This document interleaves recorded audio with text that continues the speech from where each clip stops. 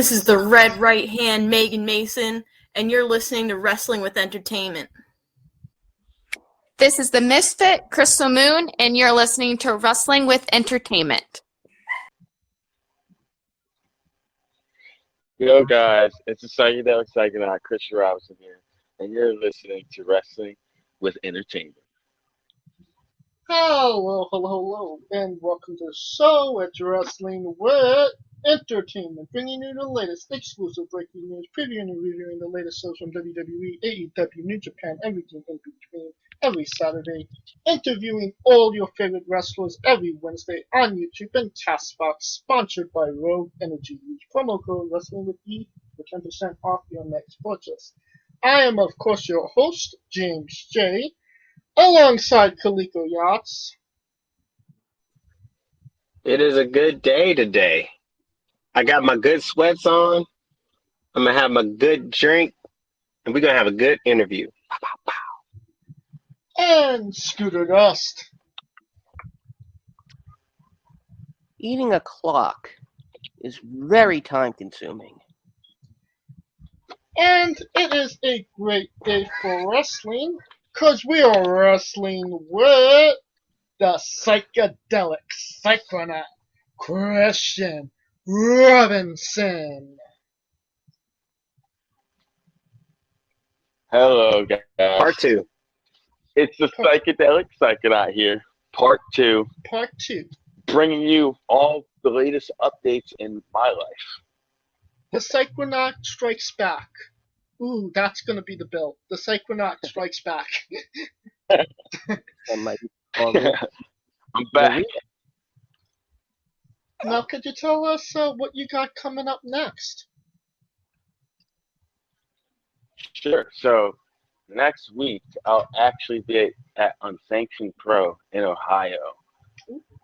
That'll be very, very fun because a whole backstory here. This whole summer has been a whirlwind because there's been a lot going on. You know,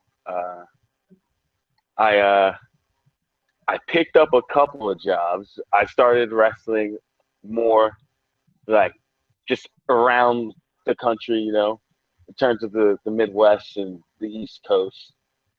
And I was at Paradigm this summer, and I had a match with Chase Holiday and Eli Knight that changed the course of my summer, you know. And yeah, the unsanctioned promoter, Derek, he saw that match and was like, I don't know why we haven't been booking this guy, you know, because parallel to you guys, I was on Derek's second unsanctioned show ever with Young, Dumb, and Broke. And I remember I did a run-in for Young, Dumb, and Broke. I did a 6:30. Like I was like managing the match. Ref got distracted, 6:30. And he was like, you know, I remember you then. And like, you know, it's crazy. Like, you know, like it's a wild whirlwind of events because I'll be facing Ace Perry, someone who I've actually been like watching, been in locker rooms with the past couple months, and like that's a, you know, that's a big one for me. Like just how different he is and how much experience he has, and now I'm starting to get the opportunity to work people that'll help me, you know. As Right. much as like I'm there and I'm like, you know, I just wrestled 2 Cold Scorpio. And we'll get into that. Like it's been wild. Yeah, but Unsanctioned Pro. After that, I'll be at Sean Henderson's promotion. Sean Henderson Presents. I can't say the match I'm in now because it hasn't been announced, and I don't know when it will be announced. But yeah, there's a big couple matches coming out there too. So yeah, I'm just surprising people, surprising myself. Sounds like you're kind of ending the year with a couple of bangers. Yes, a couple of bangers, as I say. But yeah, Paradigm, Pan African, Unsanctioned. I just made my debut for Blitzkrieg like 2 weeks ago. I want to come back. I don't know if they'll have me back, but I think the crowd was pretty hyped to see me. Even it's weird going to somewhere like Massachusetts and some of the people actually knowing who you are.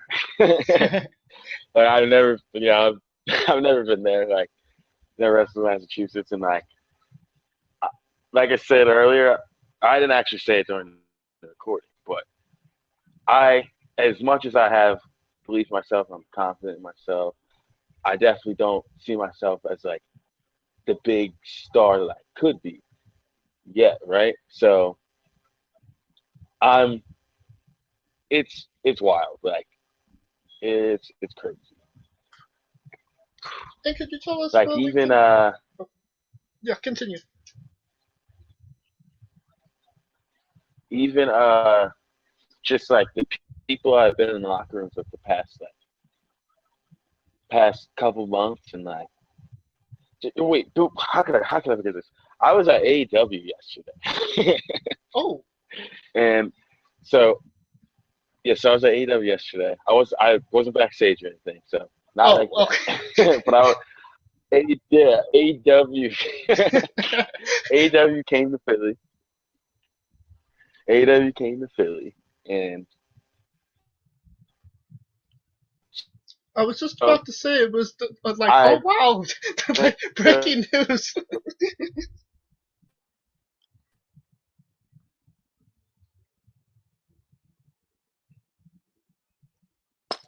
Christian,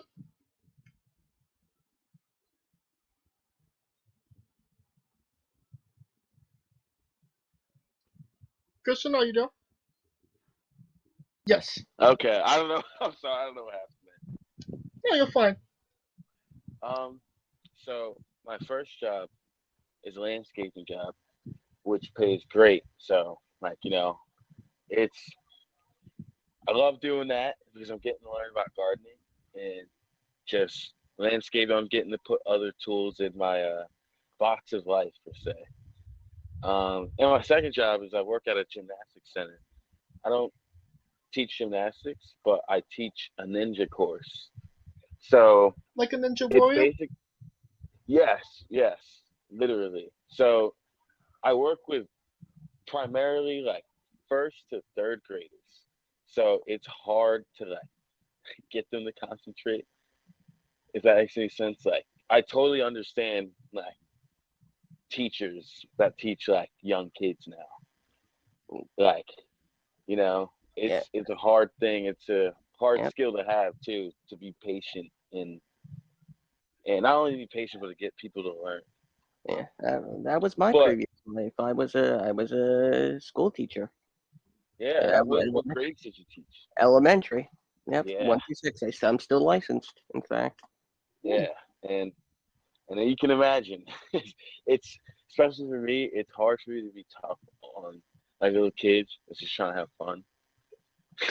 But it's quick that like they don't listen to just like if I'm like, yo guys, like chill out and let's stand in a straight line and eyes forward, mouth shut. Like they don't listen to that. You kind of got to be like, hey, like you guys, if I catch you guys talking twice, you're not listening twice. You got to sit out, telling your parents whatever, like, and yeah, it's crazy. But the reason I brought up this job, this day, yesterday I was at my landscaping gig, and my friends, John and Jim, they're actually comedians.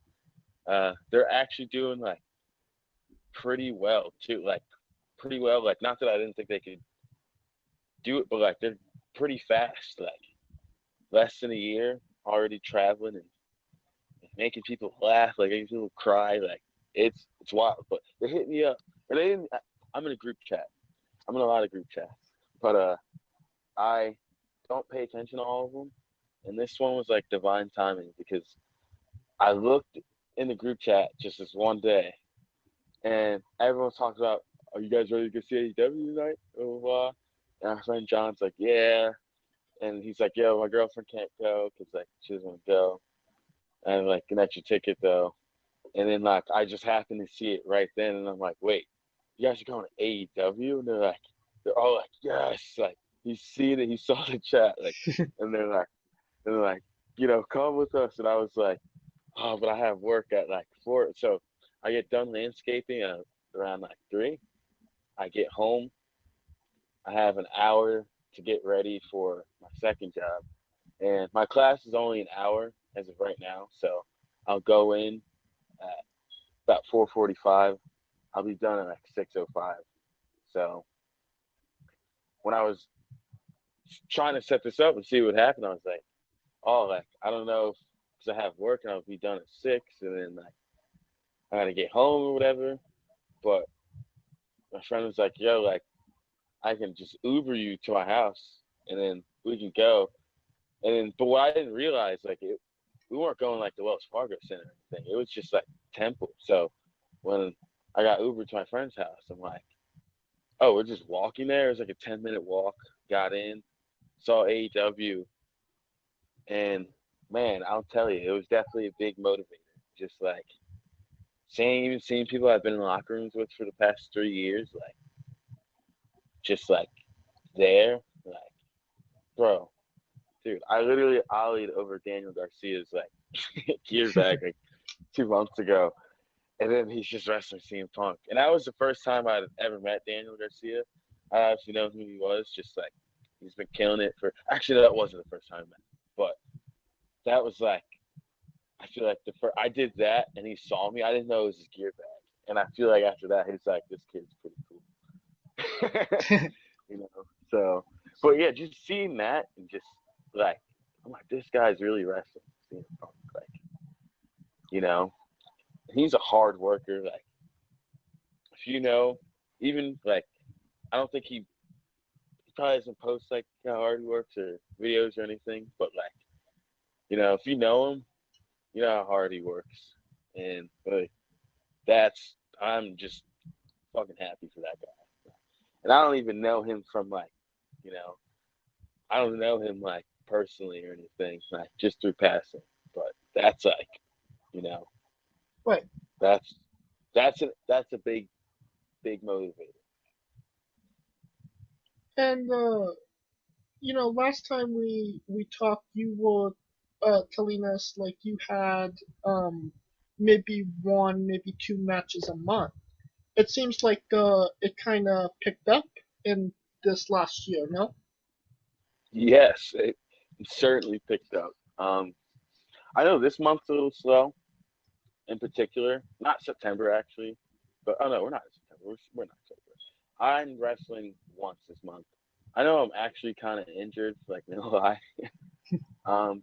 So I'll say I wrestled Cold Scorpio, and Yes. when I took his Houston hangover, no, his Harlem, no, Houston. When I took his Houston hangover, I put my hand up, and like, I don't know why I did that, but this, as you know, Cold Scorpio is a pretty beefy guy. That like re-injured my wrist because like Ooh. I skate like all the time, and my wrist is kind of messed up from skating. I know 2 years ago my wrist was like really messed up, like because I was like training a lot, I was wrestling like the most I had been. I was skateboarding. I just got back into skateboarding. I was taking a lot of damage. And, yeah, and that re-injured. I did a bad landing on a 630 like 3 months ago, and like my neck is kind of like I feel it. I'll say that. Like I'm definitely more cautious and wary of my body and the things that I choose to do. Now, Scooter, you have a question.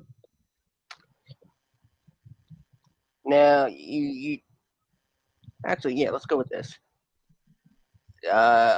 Tell us about your experience in the Sean Henderson Cup. Ooh, which one? The one over the last that happened in the last year. Okay, I'm trying to think. Marcus Mathers. Oh yeah, I'm looking at the poster right in front of me. I'm like, Marcus Mathers and Jimmy Lloyd. It was great. I love that match. Um, I don't even going into there. Like, so this is a theme throughout my Sean Henderson promotion bookings. Like, sometimes getting there might be a little stressful because, like, Young, Dumb, and Broke. I don't know if you guys. I think I said it last time. They're like, you know, those are my best friends in wrestling. Like, Yeah. you know, if I'm Kelso in that '70s show, then Dom's Eric, Pat's Hyde. I don't know who Charlie's Kelso too. Jordan's definitely not Fez, but but those are my guys. So I know getting there can be a little stressful, and I got there kind of late, and I know I was like super nervous because I was like, I just want this to be good, like, you know what I mean? I just want this to be like, I just want this to be good, like. But it ended up being like a great match, like, ended up being one of my favorite matches there. You know, I love Marcus Mathers. Like, I actually saw Marcus Mathers at AEW yesterday. It was sick. I went to go get some chicken and peeps in the line. And who do I see standing in the line? I see the man himself, the ace of H2O, Marcus Mathers. You know, and then we're talking, and then my friend that watches me wrestle, he's coming down because he knew I was getting food, and he's like, "Yo, can you like grab me food?" And then I'm like, he's like, "Yo, it's Marcus Mathers," like, you know. And it was just like even cool for him to be like, damn, like, you know, wrestlers are here. Like, Brett Lauderdale was there. Brett Lauderdale was there, and it was funny because I was just talking to Marcus, and I turn around and I hear his voice, and it's like, I forget what he says, but I'm like, oh shit, it's real right now. Everyone's like, you know, and I was like, bro, like, wrestling's great right now. Sounds like that AEW show was just, the crowd was just as star-studded as the show itself. Yes, there was a fuck Ben Simmons chant there, like, and I play basketball. Like, I didn't play on a team or anything, but I play recreationally. Like, I love to hoop, and I don't care what anyone says. Like, Ben Simmons might not have been able to shoot the biggest moments on his, I guess, career when all the eyes are on him. But, like, I think it's just a confidence thing, like a mental block. And everything else about his game is very elite. Like, you know, so, like, I feel for the guy because I couldn't imagine, like, you know, just being a basketball player and, like, just any kind of athlete. And, like, this isn't even a sport. And they're like, you know, fuck Ben Simmons. Like, it's wild. But yeah, it's the star-studded crop. Great show, great entertainment. Tony Khan, for some reason, he reminds me of Sean Henderson a little bit. Really? I don't know you guys. So if you know Sean Henderson, you know Sean Henderson's the nicest guy. Like, Sean Henderson, like, would not hurt a fly. Like, because there's been times like Sean's had to tell me like stuff that's like not like necessarily good, and like, you know, and like I can see how much it hurts him, and then like I'm like, damn, dude, like this is like the nicest dude ever. Because like when you are super nice and you're like, you know, even me, I wouldn't say I'm like super nice, but I'm definitely chill. And a lot of times you get people that kind of want to take advantage of the fact that like they think you might not stand for yourself, or they think you might just be chill in Kindness for situations. weakness. Yes. And I know for a fact that people, at least, you know, not the people that are in the H2O family and the Sean Henderson Presents family, like all those people love Sean. We all love Sean. And I don't think there's too many people that have an issue with Sean. Like, to be honest, but I definitely know people like will try to take advantage of your niceness. So like, Sean Henderson's the nicest guy. But anyway, he has like that, like that bushy, like I don't know what the hairstyle's called, but him and Tony Khan have like the same hairstyle, and like the way he talks and how nice they are, they're just like they're super thankful. It's like even Tony Khan, like he thanked the fans like 20 times, like after the show, before the show, in between the show, like like you get the vibe of that guy, like people like working for him. Yeah. So and that's why he reminds me of Sean, because I like working for Sean. Like, I've never had an issue, and the things that could be an issue, that they're not really issues. Like, Right. they're just it's like I know other promoters like things that have has happened and can occur, like especially with like traveling and booking and pay. Like Sean is like he tries his best to like meet everyone's like requirements, everyone's standards, and that's hard because most of these places they don't. Either they have the money, if they can shave you down 30 more bucks, they're gonna shave you down 30 more bucks. So, Right. I'm thankful for that guy, because even up to a year ago, Sean, he pretty much like made a platform for me to show that I can do main event matches, I can wrestle, I can do this shit, like even when it goes back to what I said about wrestling Ace Perry, like someone that can help me. When I mean help me, I mean like someone I can go out there with and like show that I can go on the next level with, like. But that's in this like generation bracket too, if that makes sense. Because it's a different thing when you're wrestling two Cold Scorpio or any of these like big names. Like it's an obvious like you're taking in everything that they do like as a learning experience, like But with someone like Ace Perry, he's definitely been doing it longer, and we're still at similar, I'll say, paths.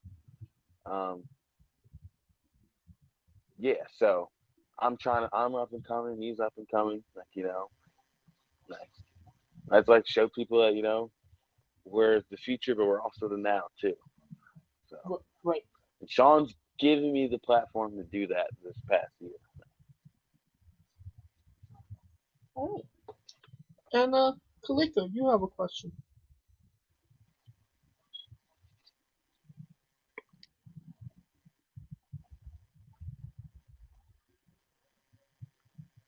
Oh, Kaliko? Hello? Yeah. I think we may have lost Kaliko. If he was ever really here to begin with. Connect. Yeah, we lost Kaliko. There we go. Oh, He's back. See, I feel like I have to like die in this. I see, literally do an Undertaker You have every time I do this show. reincarnated. I am reincarnated. But before I get to my question, it's Philly. They booed Santa Claus. I mean, they cheered Michael Irvin with a broken neck on the field. So I don't put anything past Philly at this point. Philly is petty. The P is for petty in Philly. Anyways, you said that this year was a blur, and you had some extreme highs. And what would you think was the biggest challenge or the biggest hurdle that you had to go through within that year, especially considering that everything was buzzing and you were just now like this in-demand wrestler? I think the biggest challenge, and I know this isn't just me, it's a lot of wrestlers, like, it's really like, I know for me, like, I'm confident in myself and I'm confident in the person I am. Like, and my abilities or whatever. Like, people love seeing me. People love like reading the table, and people love like. I'm starting to realize this word too. Like, people really love like my personality. Like, people, people will always be like, "Hey, you're chill," like whatever. But like a lot of times, like I always like talk it up and be like, "Yo, you're like, skater, like you're dumb or something," like But even today, my neighbor on my street, he stops me, he's fixing his car. He's like, "Dude, me and my wife, like, we love your vibe." Like, and I was like, he's like, "We just like ever see you, like you remind us of like someone from Hawaii." And I was like, it was just like a big reminder of like, you're dope. You don't have to like, you don't have to worry about like adding anything to your game that's not you, or doing things because people think this is what you should do, if that makes any sense. Like, even when it comes to like the confidence thing I was just talking about, a lot of times when like stuff doesn't go the way you want them to, and matches, or just like even the way people perceive you in wrestling, in the back, um, even fans a little bit, but like I don't think I have an issue, but I know a lot of people like they have an issue with the way fans see them too. So, and luckily uh,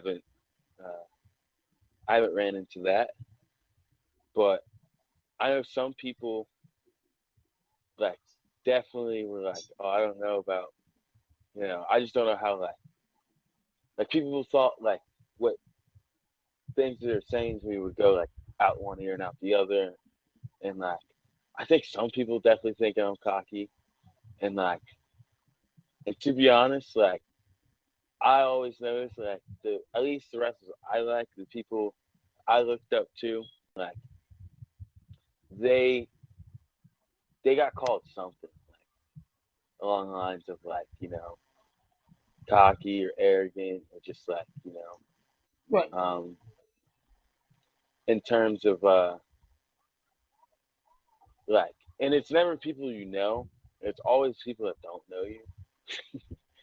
It's weird it is, because like the people I interact with, like, and the people that I know through wrestling, none of them have ever been like, "You're cocky" or any of that. They've all been like, "You need to be more confident in yourself." But a lot of times, I think through, I guess, like the internet, and through, I guess, maybe my persona, that's not really a persona, it is me. Like, they see the skateboard and see the cool moves, and like, and I like the way I look, and I'm always smiling. I think a lot of people might assume that like, he's either cocky or he's chill as hell. Like, it's always, there's no in between. No one ever is like, yeah. People are always like, "Oh, I love him," or it's like, like, So, and I definitely understand it. Um, but I think that for sure is like the biggest hurdle. And I know that's not even true for just me. It's true for me and Young, Dumb, and Broke. Um, like, I, even when Jordan was like rising, Jordan played a heel, so he definitely like played into being cocky and arrogant. But I know a lot of people, like, I know a lot of people were threatened by his rise, like, like, and I don't think he'll say that, but I'll definitely say it because I've seen it, I've heard it. I've been in cars with people that don't even know that I'm like boys with like Jordan or Young, Dumb, and Broke, and they're kind of just like, yeah, and I'm like, damn, that's what people think, and I'm like, that's my boys, like, and I understand why they think that, but I can tell you there's not, But isn't that it like ain't the a case. good hurdle to kind of have in front of you? Being they love me or they hate me type thing. It's kind of like that polarizing John Cena figure, right? Yes, yes, exactly. 'Cause even I didn't feel like this 2 years ago. Everyone loves it. Like, everyone's like Good Burger, like, like everyone's like, this dude's, I love this guy. And I think the more people I meet, and it's not even like, to be honest, it's like things I hear, like people will be saying, people have said about me, I'll be kind of shocked, like, damn, like, no one's ever like been like, yo, you're fucking, like, you need to like not be like, you, or you need to not be confident or stop being cocky or whatever. Like, no one's ever said that too, but I've heard that, people can think that, and as you said, man, like, it's that John Cena polarizing, like, even if they don't think that, even if they don't say I'm cocky, like, I know a lot of people didn't believe that I was like who I am, like, like, honestly, until I started showing that I like skate and that, like, just started putting myself out there more, and just started meeting more people, and like, oh, so this is really you, like, like, I'm like, yeah, like, I really do skate, like everything I present is me. So, like,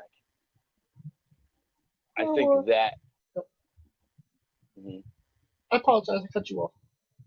No, you're fine.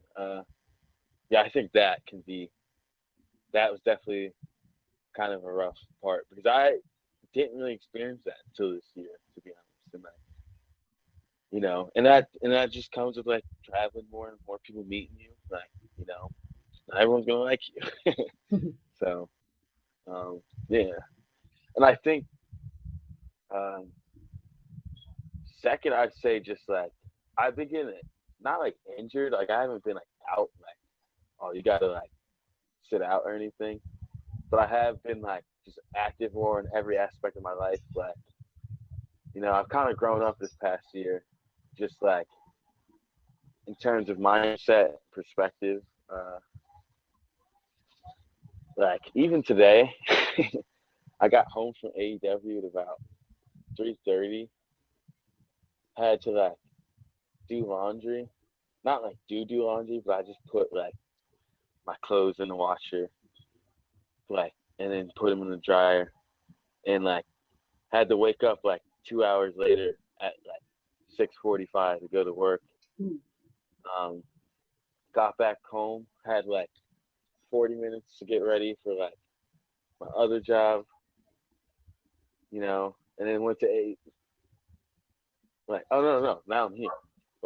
But the day before that was the same thing too. So stayed up late, worked both shifts, woke up again early, um, worked AEW, um, woke up again today, fell asleep, woke up, and now I'm here. Now, you mentioned it earlier. You wrestled to Cold Scorpio. When did you find out Yeah. about that match? What was the experience like, and what did you learn from him? Oh my God, this is another 30-minute tangent here for me.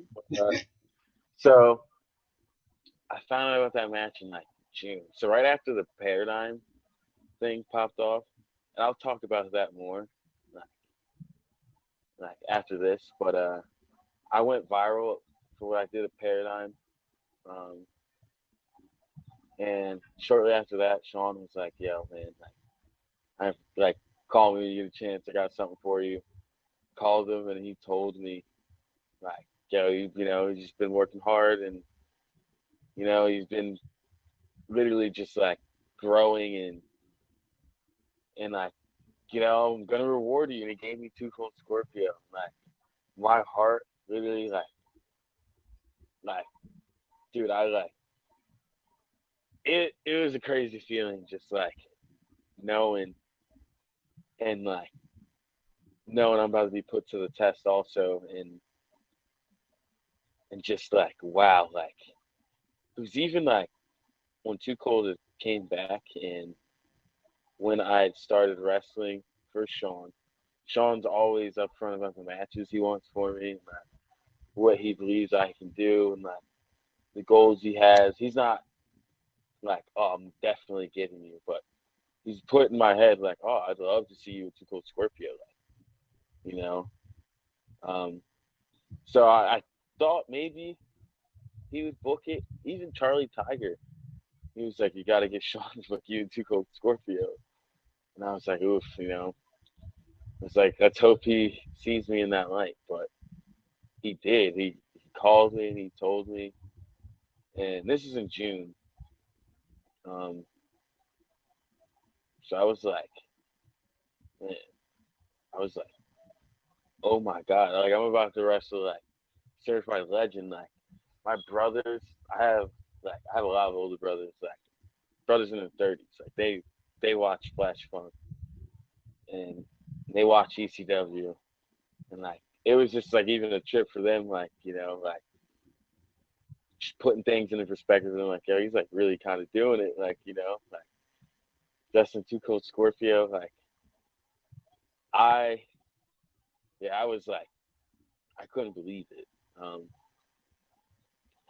And I know even leading up to that, I was super nervous, like, for obvious reasons. Like, and I had a lot of wrestling up until that point, too. So I was like, traveling around. I was really wrestling, like, and, like, not, like, forgetting about it, but, like, even, like, a year ago when I had, like, a match that was, like, a big deal for me, I kind of had, like, some time between it. Like, wasn't necessarily booked, like, every weekend, Definitely booked a couple times a month. But even leading up to when I knew about the Scorpio match, like, it was just, I was wrestling every weekend, or almost every weekend, just, like, doing something, like, just traveling, like, and I'm like, oh yeah, I'm wrestling Too Cold Scorpio, but, like, my mind's, like, just forward on, like, what I have to do this day, what's coming up this week, and just, like, but definitely in the back of my head, just, like, knowing what I want to do and knowing what I want to prove, and just watching his matches, and just, like, trying not to stress myself out, if that makes any sense. Trying not to, like, Yeah. because you can, like, psych yourself out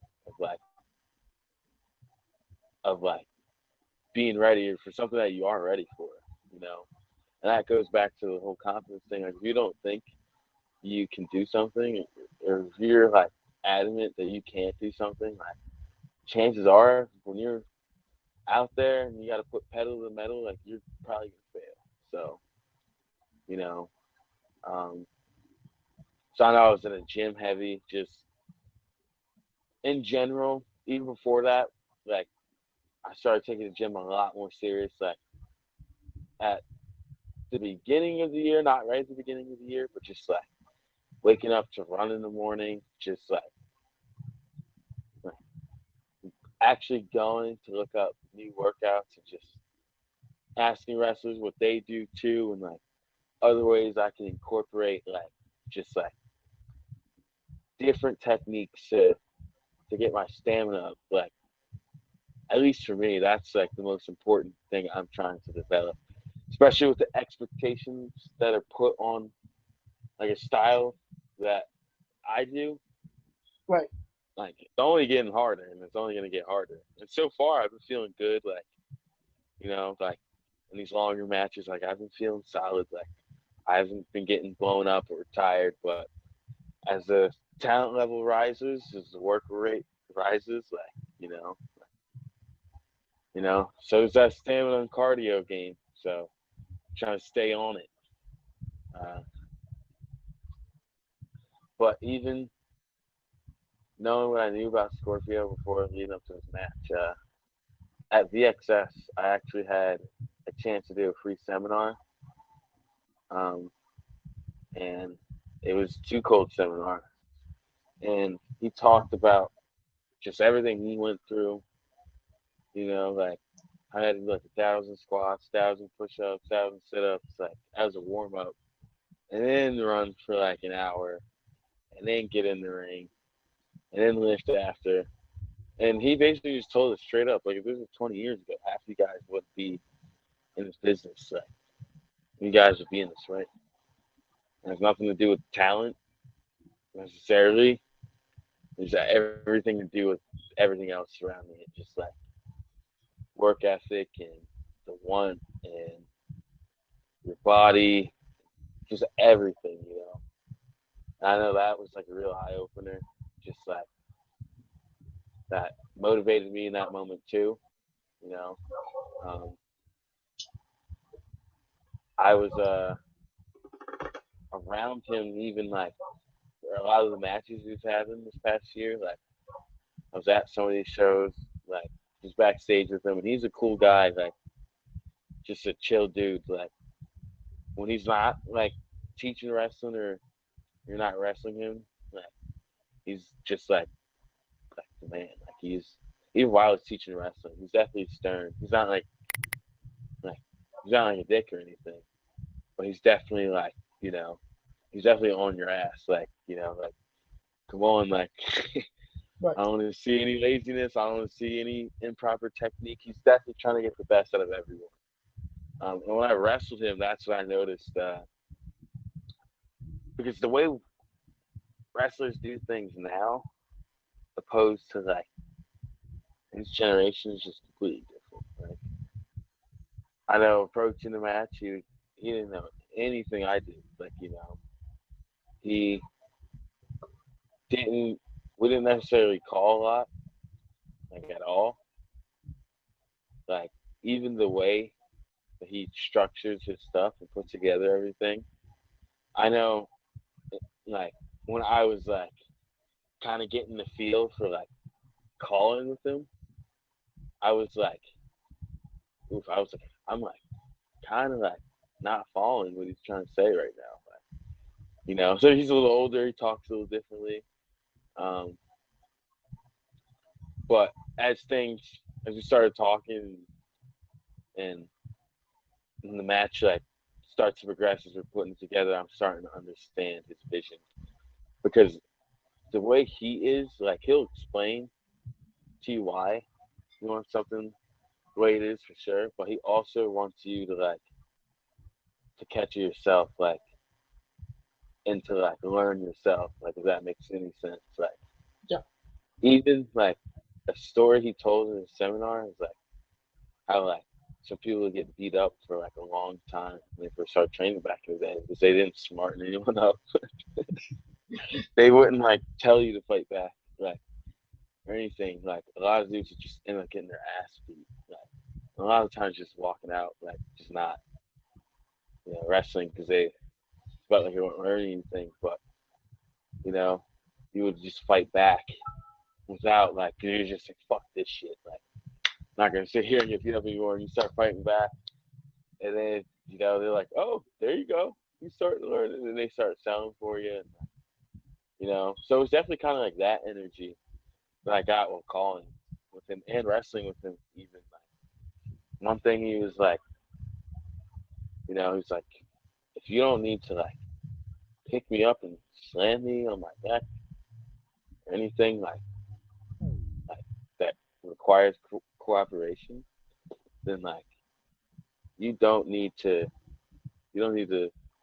tell me or you don't need to call it in the ring. Like just do it. Like, you know. And that was like that's like something that like not a lot of people necessarily put that to use at this level, I'll say. Like a lot of people like, you know, it just like kind of grab you and try to, you know, like, you know, combo or whatever and then do it. But like that's something where I was like, you see, those are just like the small things. And when you were watching like someone like him, it just looks more fluid and crisp because it's like you're watching it be done in like emotion and not, it looks less like cooperation. So,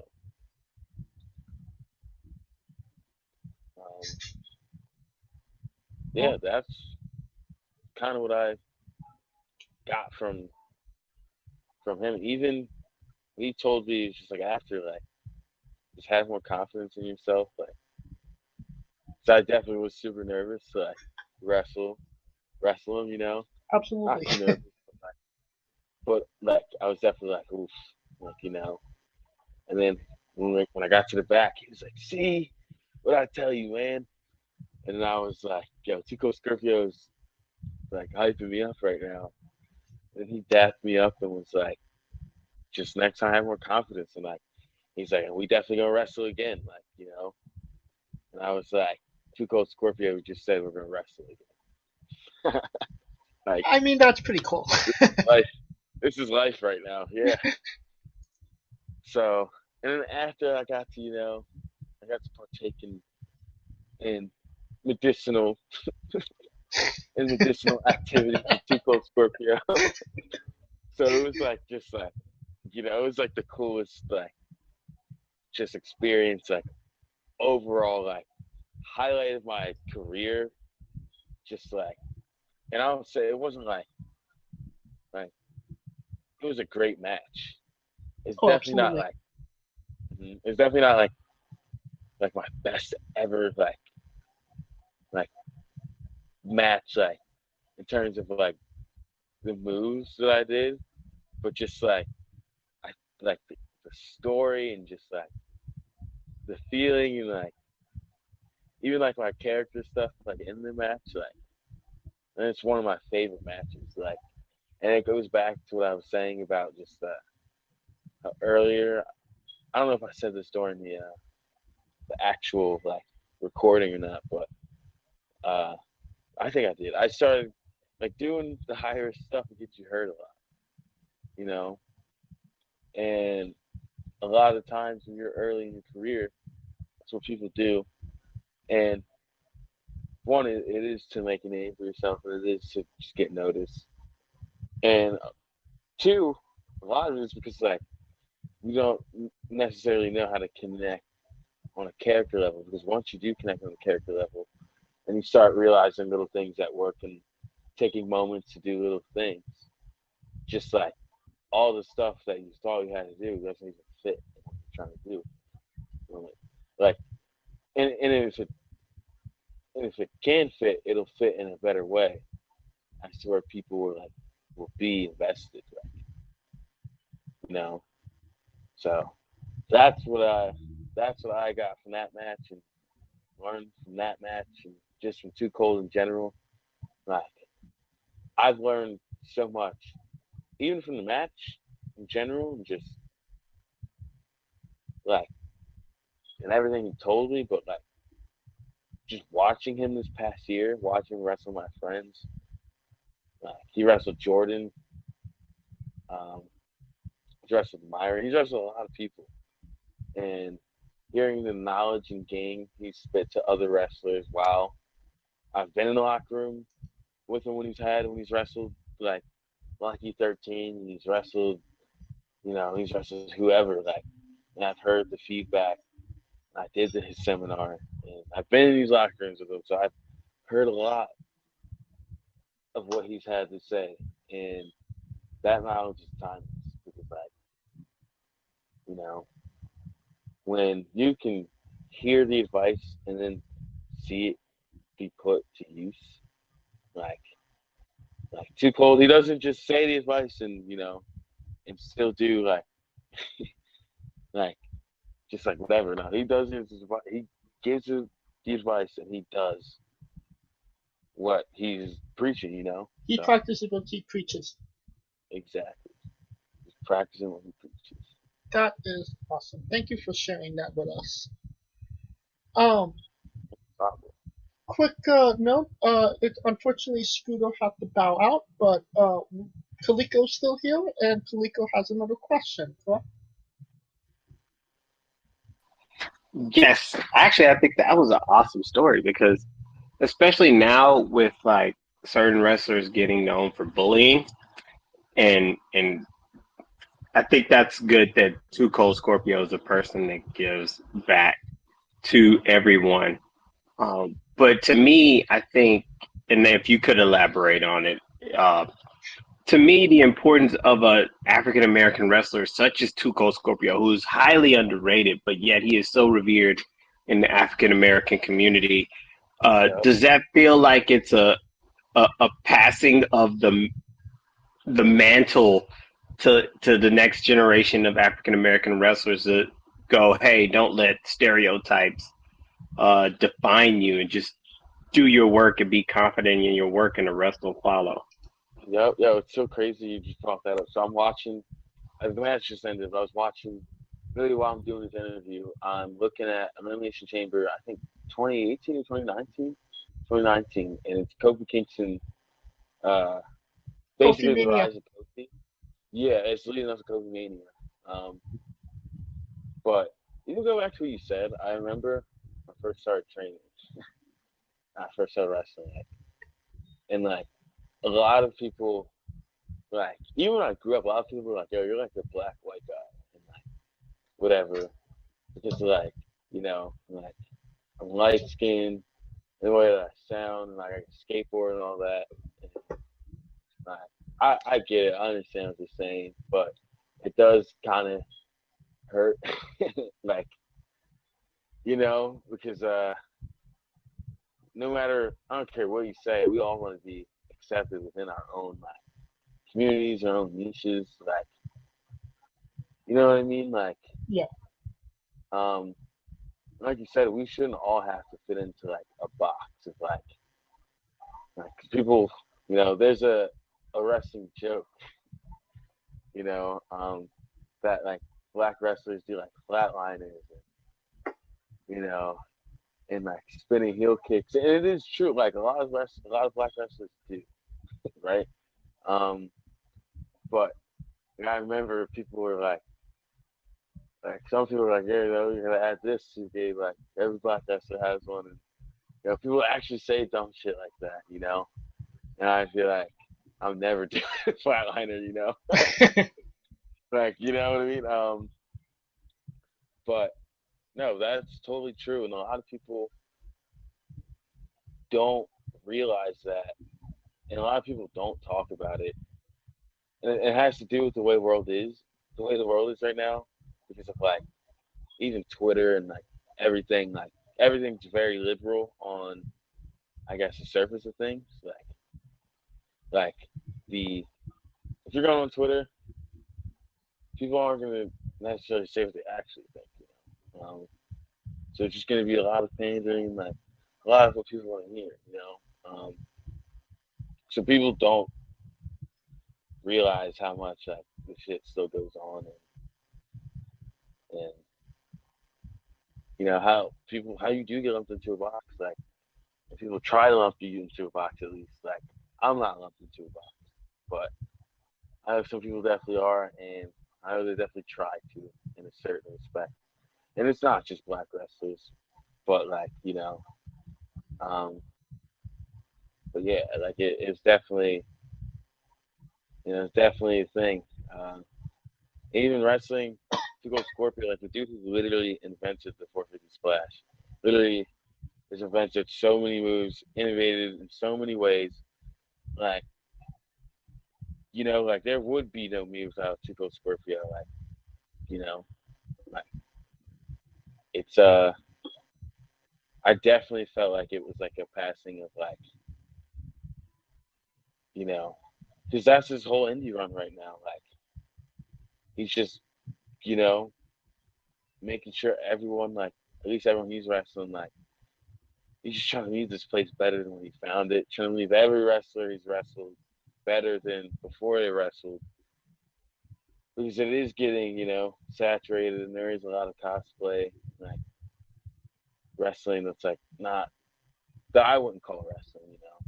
Not to rain on anyone's parade, but yeah, it like he's definitely trying to restore and keep legitimacy to this whole business. So I can't say enough nice things about him. Like, and any black wrestler that doesn't, know about Cold Scorpio, or doesn't appreciate him, or just, or doesn't know his impact, like, I just highly recommend that you do. 'Cause even the game he told me, like, said specifically, like, especially in his time, like, that seminar is like, I was just a black guy, He wasn't just a black guy. Like, I know he said it just like that. But what he meant by that is in a lot of places before he got his name, before he became just a worldly renowned wrestler and figure, like undeniable. Like people looked at him and like, yeah, you know, he probably just like, you know, uppity guy and dances and sings and you know, and he does like that's his thing. But if you know Cold Scorpio and you've watched him, met him or anything, you know he's not that. He's not just some some black wrestler. He's literally a wrestling legend. And right, I'm literally getting goosebumps talking about this because I wrestled a legend. I wrestled someone that when he dies, WWE's probably gonna put him in their Hall of Fame. I'm surprised he's not a WWE Hall of Famer. Well, it does But seem like a missed opportunity, doesn't it? yeah, like hey, you never know, especially right Yeah. now, WWE is becoming WWE, like World Wrestling Black Entertainment right now. I think he'll get in, but I think they're waiting for a class that's like, Suitable. because to me it's like they try not to put a lot of dead people in there at the same time, but the problem is that there's a lot of dead people that people want in there, so it's kind of like,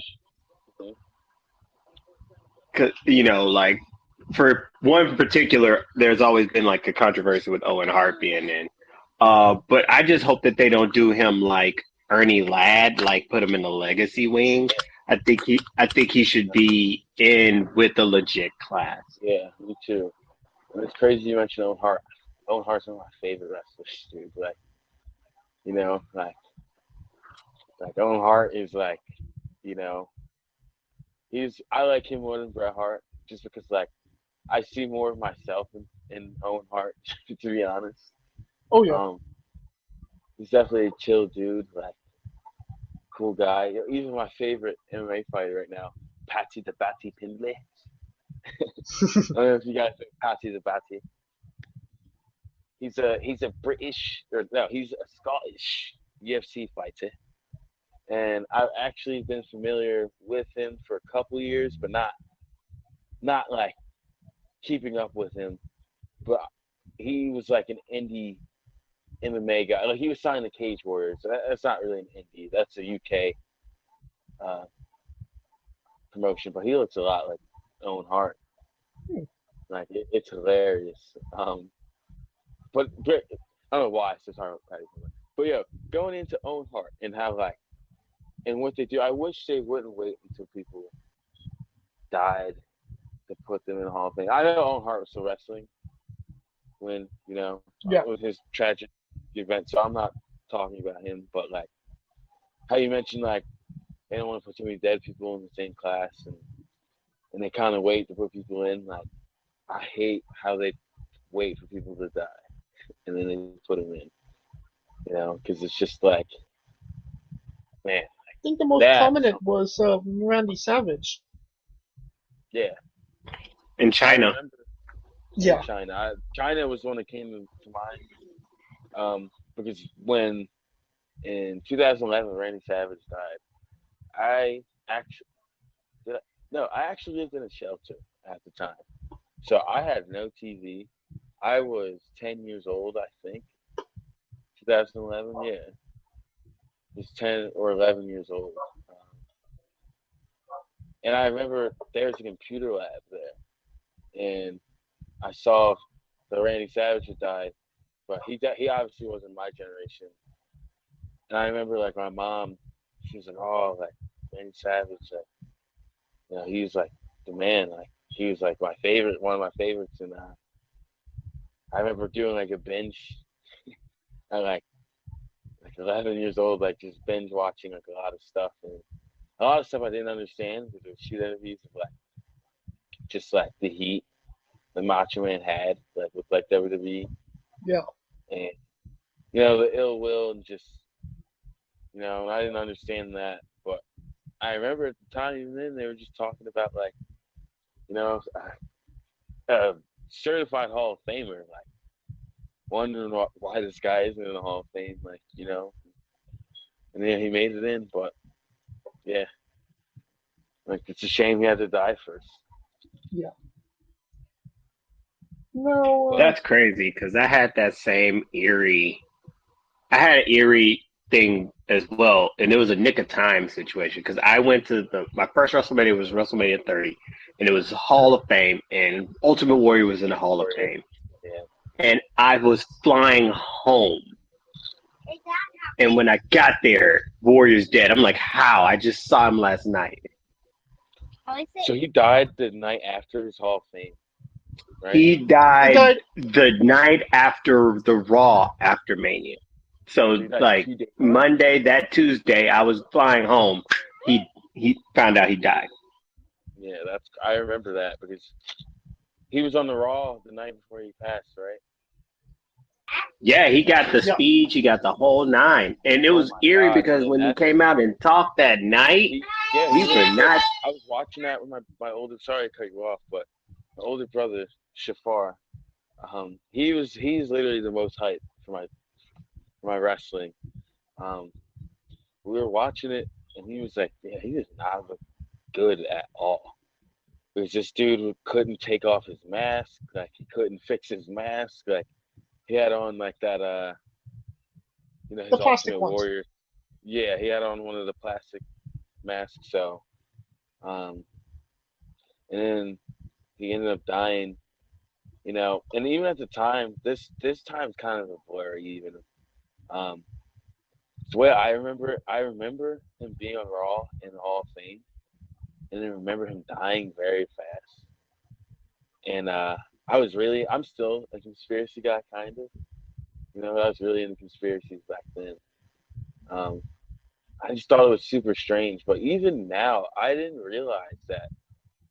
I'm sure at the time that I knew that it was the night before, but I forgot, or it was the night after that Raw. But I literally just forgot up to that point. He literally died. Like he made his Hall of Fame speech and then died. Like that's crazy, man. Yeah, that's an It eerie really is. feeling, man. I'm right there. I'm right there with you. I'm right there with you. Let's go get back to your career. Yeah. In 2020, you was number 92 on PWI's top 500 black wrestlers. This year, you were 79. What does it mean to you to break the top 100 and actually progressing through the years? It was an honor, it was great. Um, when I looked at the list, I was heavily confused for a second because they said I was better than like ACH and like all of MVP? these people. they they said a lot of when I looked at the list, I was like, are they trying to be better than all these people?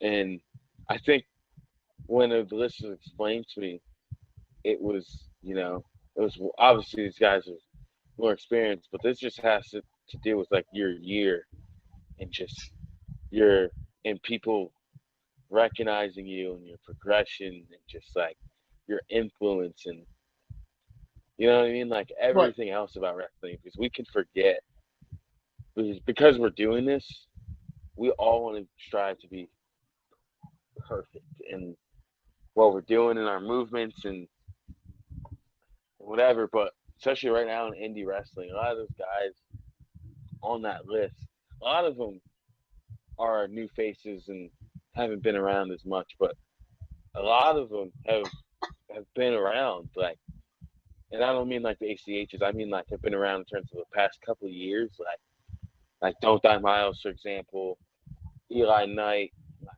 all of these guys have been killing it, Jazz and Mia it's been Yim, kind of like, Leon Ruff, say that again? JTG.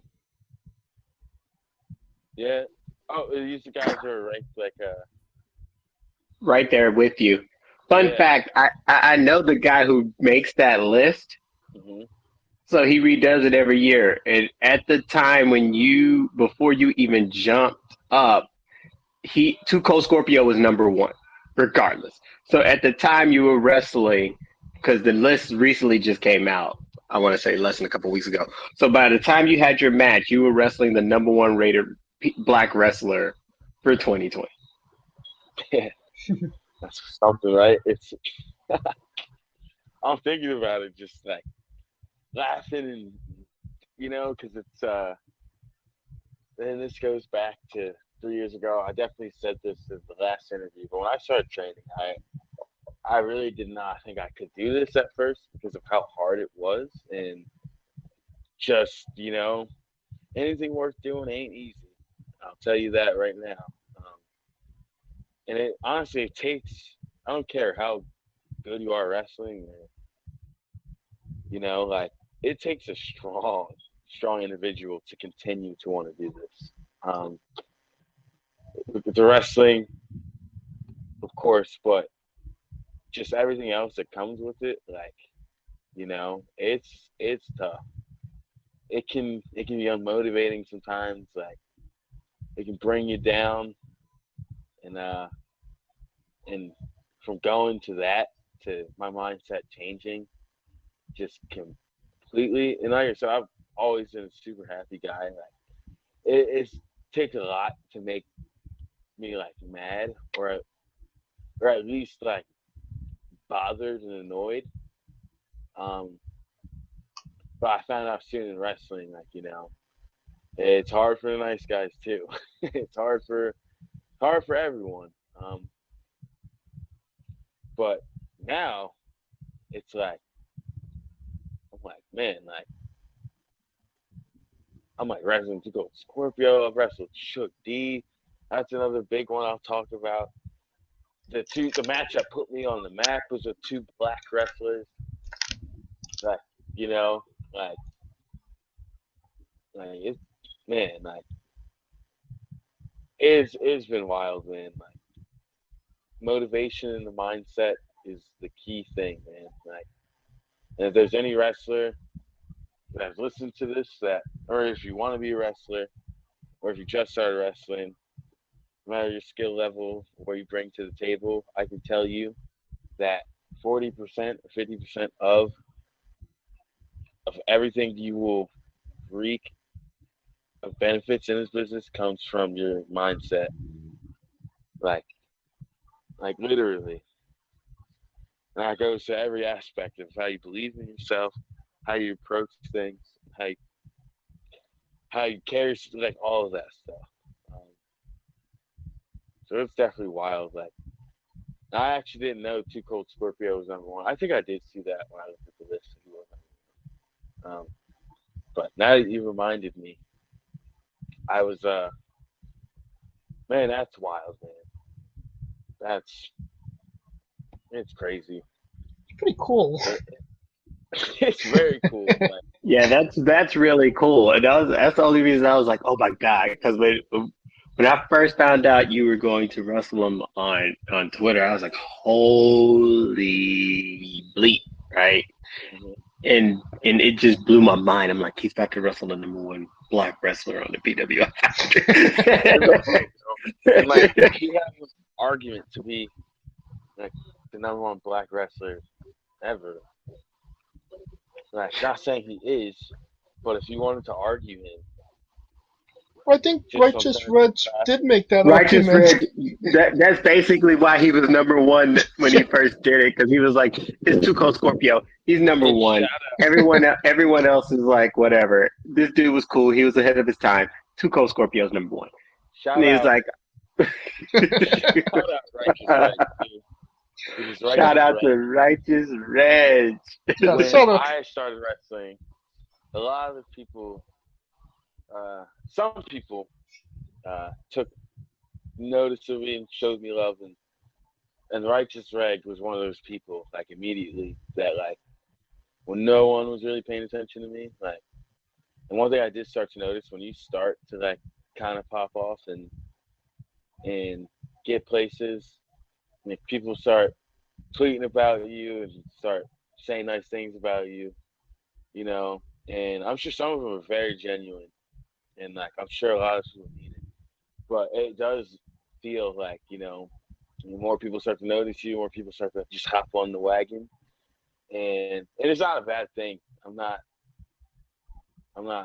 trashing, bashing at all, because we all do it whether we know it or not. Like, but but he was there since the beginning. Like, he was one of the first people showing love and retweeting, and so like shout out to that guy. Oh, absolutely. Kaliko, you have a question. Speaking of legends, you recently had Tony Atlas trying to come at you, man. Like, what was that about? Wait, What? at me or at Griffin Yeah. McCoy? It was either you or Griffin McCoy, and I'm just looking like, wow, it's just crazy how all these guys are like. You're right, it was Griffin, but I believe it I was feel Griffin. like it's like you by proxy, right? Because it's like Hey, because look, man. I said this earlier. A lot of people love, and when I say us, I mean me, Griffin, Charlie, Ellis, Jordan. A lot of people love us. A lot of people hate us. A lot of people love us.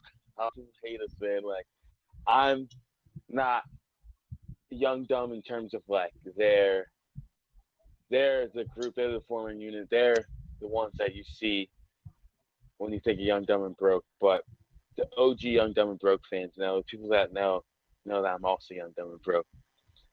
They know one day probably gonna make my debut at All Elite Wrestling or WWE. Young Dumb and Broke's probably gonna be there before I get there. And the lights are probably gonna go out. We're probably gonna like threaten to shave Adam Cole's head or something. And like the lights go out, I'll come out with like I'll be in the middle of the ring with Clippers or something. I don't know. But man, I think man, I think we're just man, I think we're just very impressionable and because I've noticed a lot when people talk to us, like at least the veterans to give us advice, and this goes down to every single one of us. They're nothing but great things to say in terms of like a lot of people comment on my look and just like like my hair and my presentation, like, and I know that alone, when you look at me, there's not a lot of people you can like take a picture of and be like, this guy looks like this guy, you know what I mean? Like we're all very unique, and I think we're just blessed. Like, and Tony Atlas, he actually wrestled Griffin before on GCW, just out of the blue. It's like a 7-minute match, but he saw Griffin work a match with JJ Garrett, and like, if you know Griffin McCoy, Yes, we know him. like he's one of the hardest workers I know. He works super hard. He definitely inspires me, and has definitely motivated me. Like, but Tony Atlas saw a match he had, and he just goes on and he's like, yo, this guy, professional. These other guys, not professional. I think he saw Griffin put on like a hold. He saw Griffin work. He saw, Griffin's good. Like, whether people realize it or not. I know he gets the short end of the stick a lot, just being the unlikable one, I'll say. I don't know if he said that on your podcast at all. I don't know if he said anything of the sort. He was. he says He was the most he's the handsome. Justin Timberlake. He's the Justin Timberlake of the Young Dumb and Broke. He said that. I mean, hey, he is, I guess. Man. He definitely is, but he definitely gets overlooked a lot, I'll say. And I think people naturally want to hate on him. Dude, I know Griffin. I'm not even gonna lie. This dude, when I first met him, I did not like him, and he did not like me. Really? So, yeah. I went to high school with Pat and Pat's Ellis. I went to high school with Ellis and Charlie. We weren't really friends at all. Not in like we're not friends, but like, no, I was a skater kid. I was me, and they were, them. Um, but we kind of gelled when I met them. Not like gelled right off the bat, but they definitely weren't like, you know, as hostile to me as Griffin was. When I first met Griffin, uh, so I'm gonna say it, he definitely was like, he definitely was an asshole. Um, and I'll take this back. I can understand why people hate Dom, but Dom isn't he isn't an asshole. Like he's not just gonna be an asshole to you. Like, you know.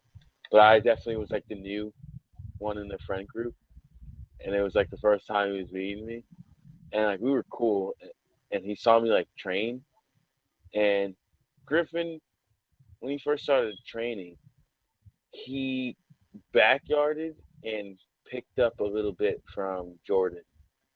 So he wasn't trained like trained per se, but he definitely knew a few things. And me, I told you before, like I didn't catch on to wrestling at all. Like I was I was like the biggest goof, the dumbest dude in class for a long time. But I ever, it's like he saw me and he was like, "This guy sucks." And yeah, we weren't like we definitely weren't like the best of buds for a little bit. I don't even remember when we like it like became like boys. Like when I started considering this guy like my boy, but I like honestly like he's probably like my best friend out of the four of them, just because like we play basketball like all the time, you know. Um, I've been in the car with him the most in terms of like driving the shows and just going to training and doing whatever like you know him and Charlie are like you know because I live near them as of right now. Pat and Jordan, they live in New Jersey, so it is I see them a lot less. But Okay. even since COVID started, like you know like the we became like super good friends. Like we were chill and we were all obviously like friends like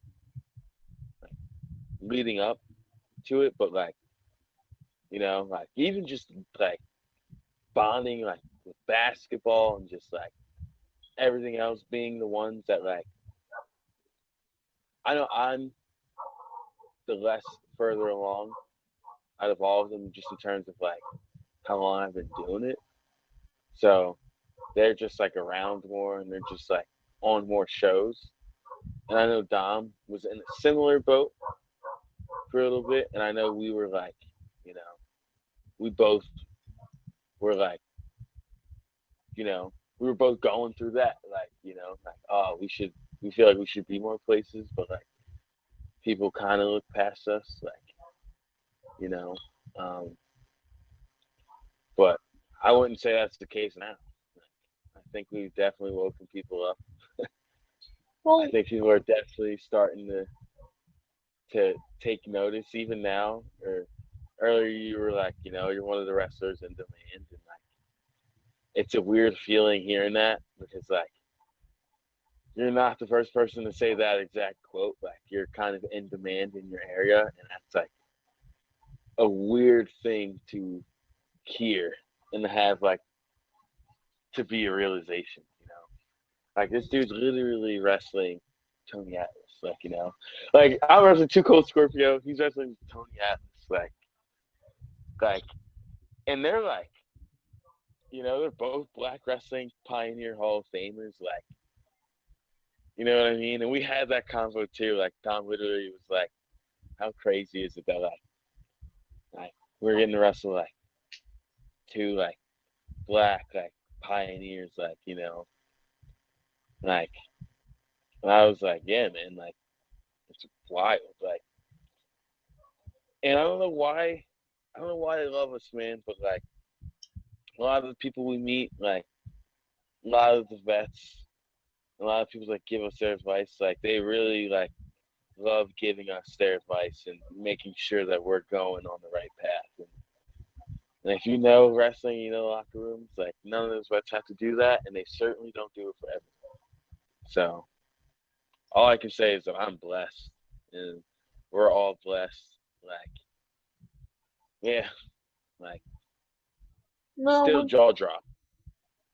when we interviewed Griffin, he said because you wrestled Scorpio and Griffin has beaten you in the past, that by proxy that makes him better than Too Cold Scorpio.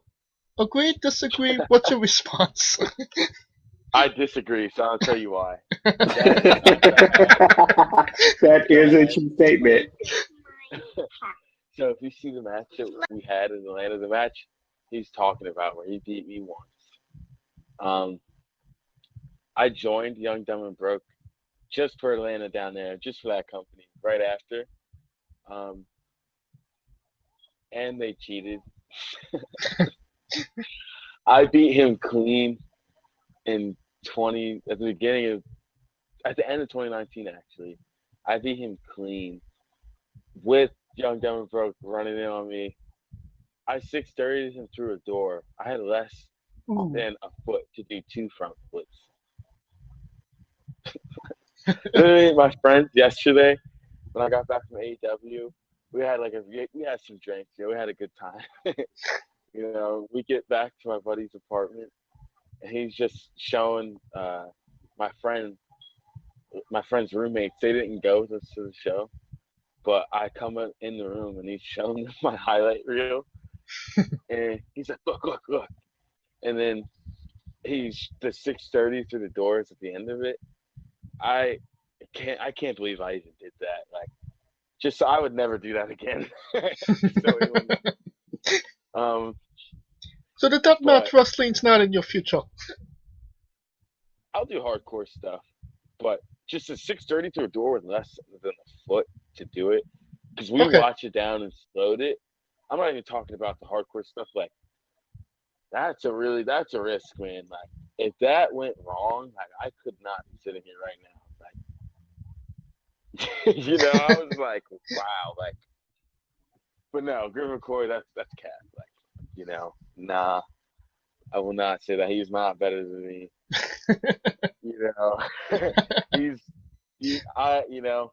We'll have to wrestle again. I'll say this, he's 1A. Okay? Even in basketball, I can't even lie, dude. So when I first started playing basketball with Dom, and I would say cooked lightly. I wouldn't just like cook them, but I'd go home with the majority of the wins. Like, I'm nice. I'm nice. Like, I go home with the majority of the wins, and I would literally make this dude slam a basketball because of how he lost. And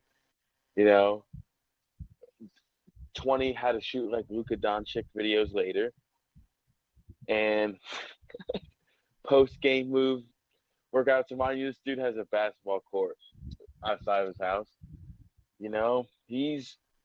I can't lie, these days he's beating me in one-on-one in basketball. Damn. It pains me to say it.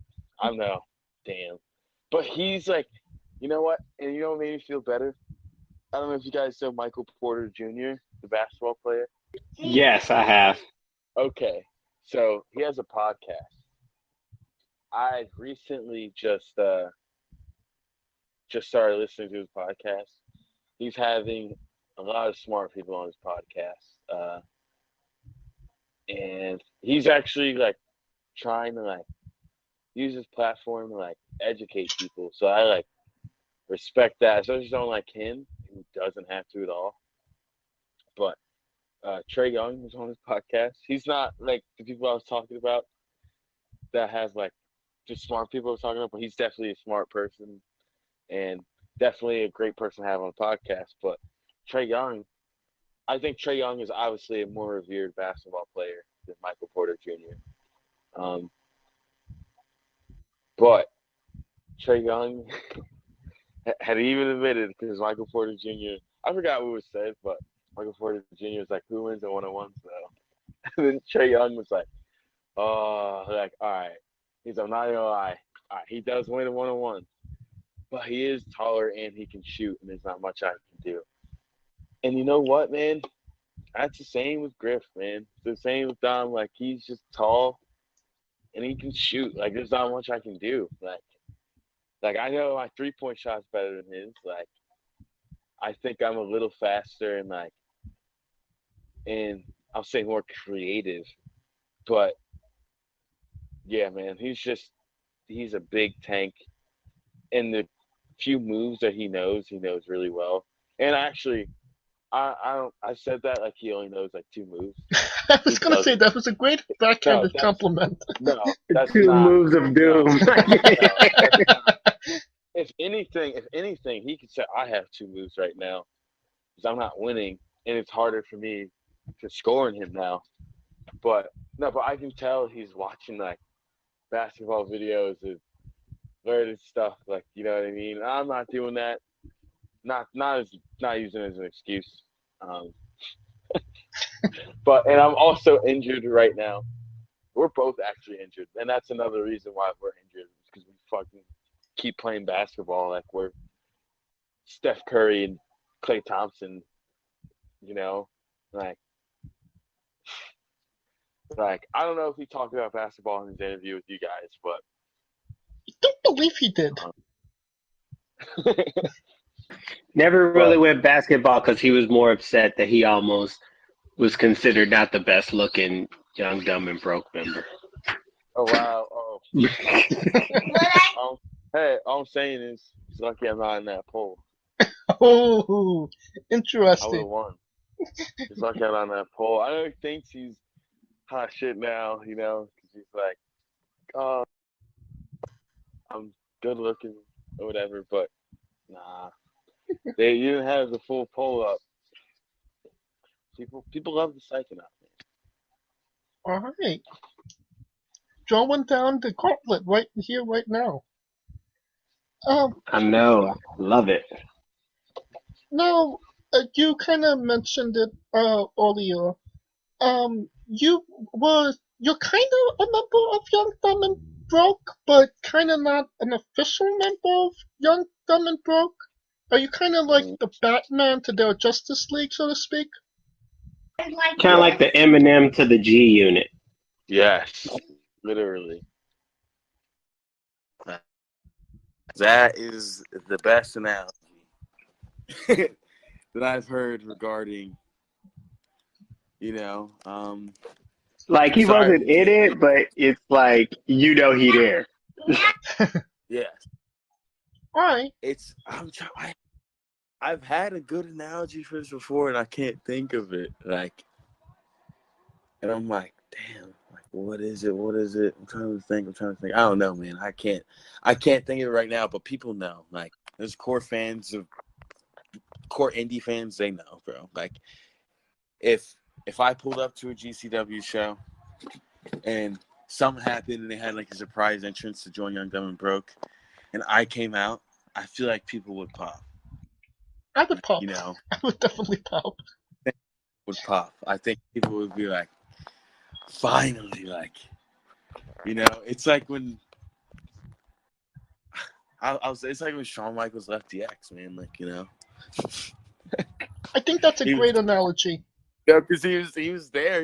I was in Young, Dumb, and Broke for a little bit, but when my career started to, I guess, I wouldn't use it kick off. When I started my career and I was kind of aligning myself with Young, Dumb, and Broke. When you guys kind of went in different directions. Yes, the plans changed, and the powers that be thought that I would definitely be better on my own, and they were right. You know, it would have definitely been hard to find some shine in a 5-man stable. Right. But if one of them calls you up and say we need you, you're there? Of course. Like, hey, if you look back at the history of Young, Dumb, and Broke, I've pulled up, I've 630'd, I've dipped. You know, I've won them titles. You know, I won the matches.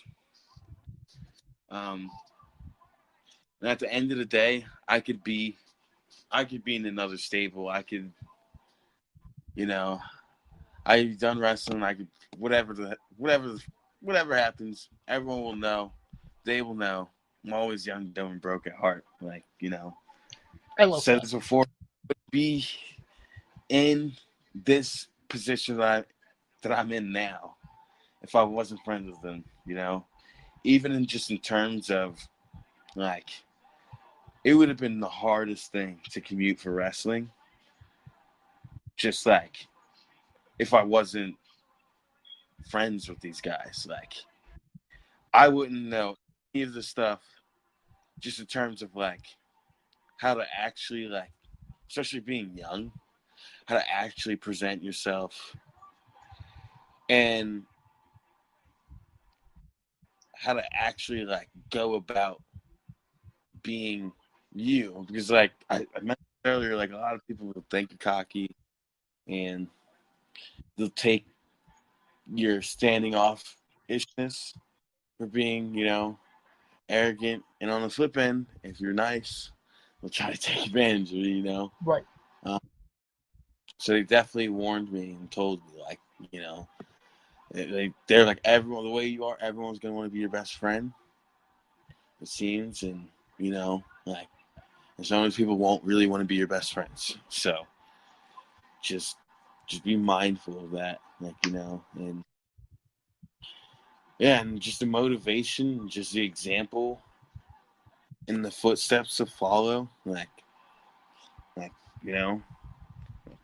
I'll Yeah. know what way to go and how to navigate myself better, just from watching them, the things they told me, even the mistakes they've made. And like, it's crazy, man. Like, it's a blessing, guys. Like, it's like a book, it's like a movie. Our friendship set up, like I said, we weren't like the best of friends before I got into wrestling. And I got into wrestling, and I see the dude from my math class, like, and I'm like, what? And I see Charlie Tiger from school, and like, they end up living like right next to me. Or I knew they lived close to me, but like, obviously I went to school with them, but they ended up living super close to me, and like, ended up being the dopest friends that I could ask for, especially in this area that I live in. Like, I live in Lower Marion, so it can be snobbish. Like, a lot of the people in this area can kind of seem not real. Like, just being honest, like, and it's not in like a bad way, because there's like snarky, and then there's like, these guys don't even realize they're snarky. And being friends with Young, Dumb, and Broke, and like having friends that like care about you on like a different level, like that care about you like brothers, like, it's all I could ask for, man. I'm tearing up thinking about it. Well, we won't make you cry. Kaliko, you got a colossal question. This might be the most interesting one, considering that he's on the rise at this point. But we'll give it to him. We will give it to him. And a lot has changed in a year, Mr. Robinson. So, so picture this: all of your dreams have came true. You are one of the greatest wrestlers of all time. So great that they want to do a movie about you and your career. Childish Gambino is going to be your actor who wants to play. He wants to be you. Childish Gambino wants to be you. Are you asking me if I'm like approving? No. Oh, No, it's we'll go with happening. someone with Just this. say it's happening. Just go with me. This isn't the question through. yet. All right, it's happening. Every movie has a soundtrack, right? Little disc soundtrack. So up until this point, right now, what 5 songs best correlate or represent your wrestling career to this point? Oof, that's hard. All right, I'm gonna think.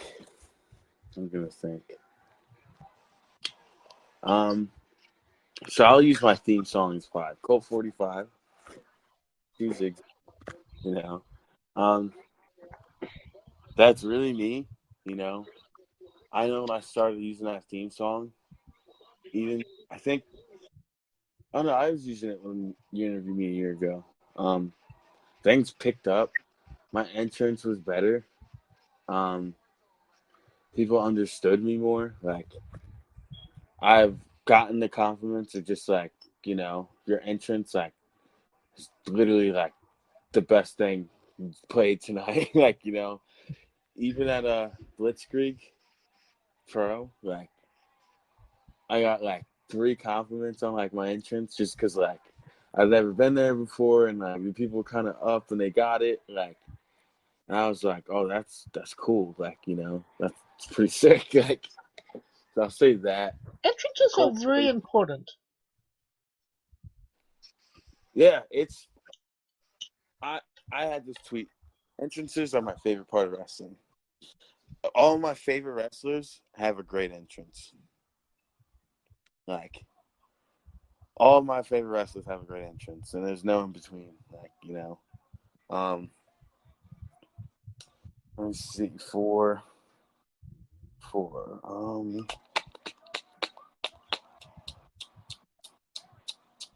Damn, I'm trying to think, man.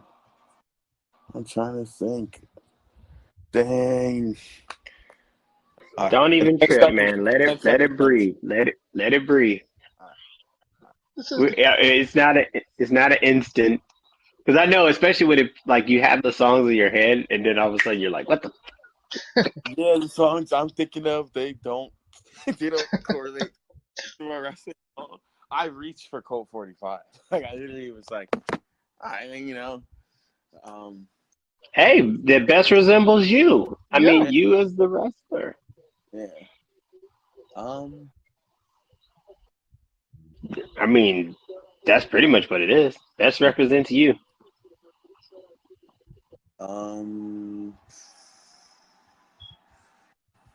You know what? You know what I'm about to do? I'm gonna go to my playlist. There you go. And look at the music that I've been That's what listening. I'm talking about. That's what I'm talking about. See, that's what I'm talking about. Take notes, people. I asked this question. Oh no, I had people like, what was it? Mike Law. We asked Mike Law. He was like, he came back and was like, yo, can I change it? Like,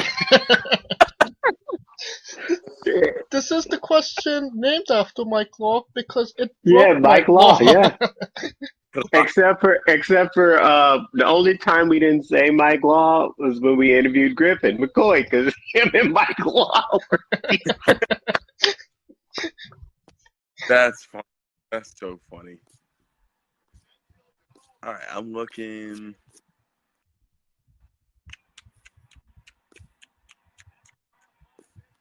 Oh, you know what? We'll say the centerfold. okay. Okay, You know, Jim fan. That's 2. that's 2. Got 3 more. Um.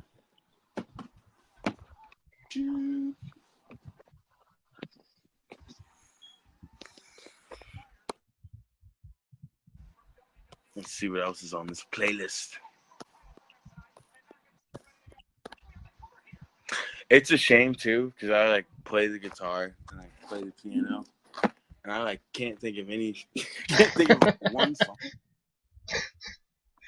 Again, we've had people that will lock it in, will be 100% okay, that's what we're gonna pick. And then, like, the day later, I get a message and, like, could we change the song? Like Yeah. literally, it's gonna be like this. Literally, as soon as I'm done this interview, I'm like, oh, it's literally gonna be like, I want to think of like 8 songs. It's the question that will always be in the back of your mind when you're sleeping.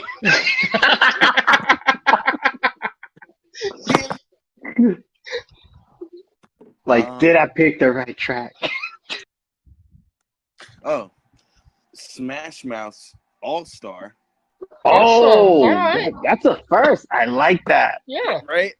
Right there. All right. My next three got to be bangers. All right. All-Star, for obvious reasons. Like, hey, now, you're a rock star. I'm a rock star, you know? Yeah. Also, Go an all-star. play. Get your game on. Go play. That's right.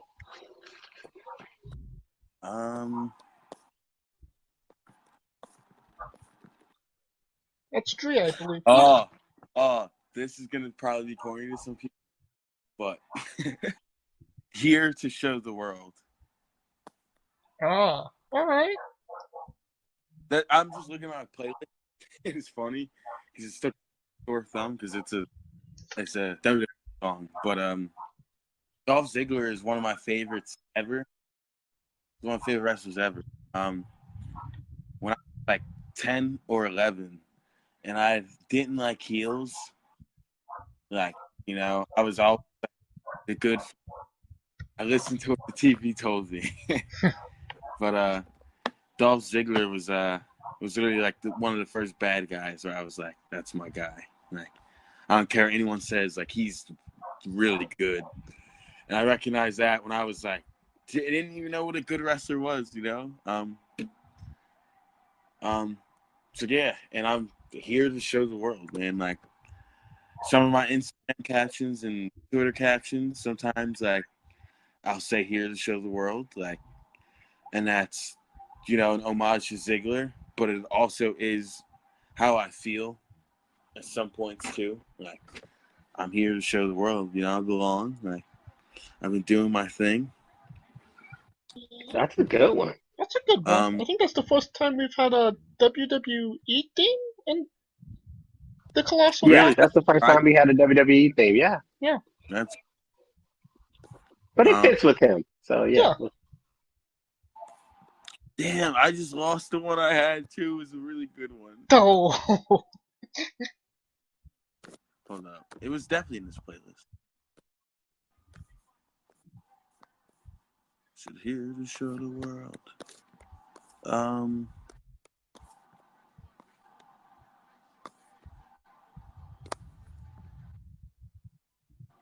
feel like we need the Jeopardy song while we wait. Not just for you, but like when we're waiting for the guests to decide. No.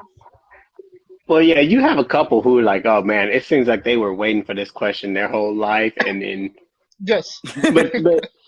But I understand because music, it's like you have the tune, you just can't think of the song. Because naturally, me, if I have a song that I like and I can't think the name of it, I will literally spend months and weeks being a freaking psychopath trying to find that song. That's the second song named the Jay Giles Band song. I heard that song while snowboarding, but I've heard it my whole life. Like, my whole life. I didn't know the name of that song, but when I heard it snowboarding, for some reason, it captivated my soul. I was like, my blood runs cold. Your memory has just been sold. The angel is a centerfold. And I was texting my friends like, yo, what's that song that goes na na na na na na na? And they were like, what? Like every song? I texted Dom, I texted Charlie Tiger. And then they proceeded to make fun of me for it. Like, ask us what song has na na na na na na na. I was like, geez, you know, there's no other songs have that.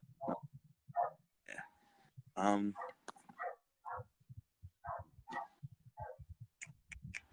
Dude.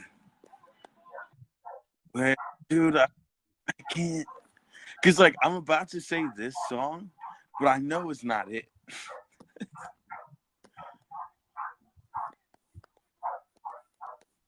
I mean, you could That always sounds like change me. it. Yeah, you could Yeah, because we had people lock it in and change it. Yeah. So we got you. So I'll say this. I'll say I'm a dude. guys have seen Good Burger? Yes. Yes, I'm a dude. You're a You're a dude. We're all dude. dudes. He's Let's a party dude. now. Cause we're all dudes. Yes. So I like people, said I always looked like it, sound like it, whatever. There's a song at the end of the movie by Less Than Jake. I don't know if you guys have heard about Less Than Jake. They're a ska band, but they fit perfectly for like the beach ed kind of vibe. And it's a song, and it's pretty fast. Imagine like Sami Zayn's theme song, Okay. Yes. Yes. but not like his theme song, like that type of like. Dun, dun, dun, dun, dun. Just Oh like, yeah. and it's like I'm a dude, he's a dude, she's a dude, we're all dudes. We're all dudes. Hey, Yeah. dude. So it's like a good tune. I was actually thinking about, I was like gonna use that as a theme song one time, but I also was like, I don't want people to like, I want people to think I'm too goofy, and I don't want people to just like, I don't want them to necessarily call me like Ed, if that makes any sense. Because even though that song is not like, it's like a real song, but it's like, if you know, if you know, like, I would you probably know, think it was from the no. Good Burgers. What'd you say? I would probably, say it's the Good Burger song. Yeah. Yeah. So I'm glad I'm using Cold 45. But hey, this isn't to say that I won't ever use that theme song. You never know how things could change. But I love Cold 45 right now. Like even like what people told me, like the potential for that theme song to be like one of the best theme songs on the Indies one day. Just like, and I've heard that quote from multiple people. Just like your vibe and just like the way you walk out to it and just like the build up and the clap, like. Dun, dun, dun, dun, dun. I actually have my guitar here too, and then like. Hey, interesting. First time we had a guitar on the show. What'd you say? First time we've had an instrument play on our show. Really? Yeah. What instruments have you played? Guitars mostly? No, I mean first time None. somebody's actually played an First time instrument anybody on actually the played an instrument on the show. Yeah. That's what's up.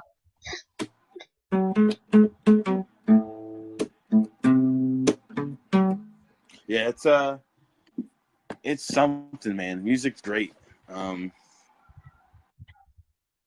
Even with wrestling, I didn't realize. Like I realized it, but when you got into wrestling, it was confirmed. I'm like, yeah, your entrance and your entrance music is like the most important part. Like, even Young Dumb and Broke's theme song. Like, you know how mad I am that I couldn't use that for my theme song the longest time. When I wasn't in Dumb and Broke, I was like, damn, like it's so that gets the place bumping. Now that I have a theme song that does the job, that gets it super pumping, like people actually get up and like. So before I was using Stuntin' Like My Daddy, which is one of my favorite songs. I think it fits me, but it doesn't in a wrestling setting and with what you know about me, I guess. Like it fits like my walk, but it doesn't like get people like hype, and it doesn't like introduce people into my character, if that makes any sense. Yes, no, I completely understand what you mean. But yeah, I'd say those are 5 songs as of right now. I'm sure I'm literally gonna change those and like, This means absolutely nothing, but do you lock it in? Do I what? Do you lock it in? Lock it in. Alright, we're locked in until you decide to change it. Card subject to change at the bottom in time frame. Yes. Do you mean like, are these songs like locked in? Yes, they are. Alright, these are for now, but I'm sure they'll change. No, you kind of fill in the blanks for me on this part. Somebody offer to buy your socks on Instagram? Yes. Could you tell us about that? So, I looked through my DMs and, as a wrestler, or honestly any public entertainer kind of figure, but I honestly think it's more so in this niche genre in space. Like a lot of weird people will message you, and I don't want to just like, you know, like make fun of the guy. Like I won't, you know. But even the dude, I looked at his profile. He had like 11K followers. Like he had a big following, and like made music and like released music. And then and then he messages me that, and then it's like, you know, and I'm like, ew. You know, and I'm like, and not to even judge on what people, you know, on what floats your boat, like, you know, but it definitely was like, it's not what I expected to wake up to that day. Like, Was you it? know, Did you get like a number, or was it just, or would no, you? I did. He just left it on red. That's what he did. He hit me back with like question mark, and I jokingly hit him back with like, I think he said like 150 or something. You know, I was like 150 for the pair of socks or whatever, and then he proceeds to be weird, and it's like, yo, most people pay like $50 or whatever, and then like, Oh my if I tell them while they're on your feet, and I'm like, oh, dude, I'm like, never mind. Like I wasn't like probably going to anyway, to be honest, because like, you know, it's kind of like it's an out there thing. But then I was like, when he messaged that, I was like, all right, this guy is hilarious. I mean, if he was offering you like a substantial amount of money, I could, I would teeter totter, but $50 now. You could have the songs, but like, it was even the dude was like, would you come to Jersey? And like the next time you're in Jersey, because he saw my account and he assumed I was in Jersey because of the wrestling. And I was like, yeah, nah, man.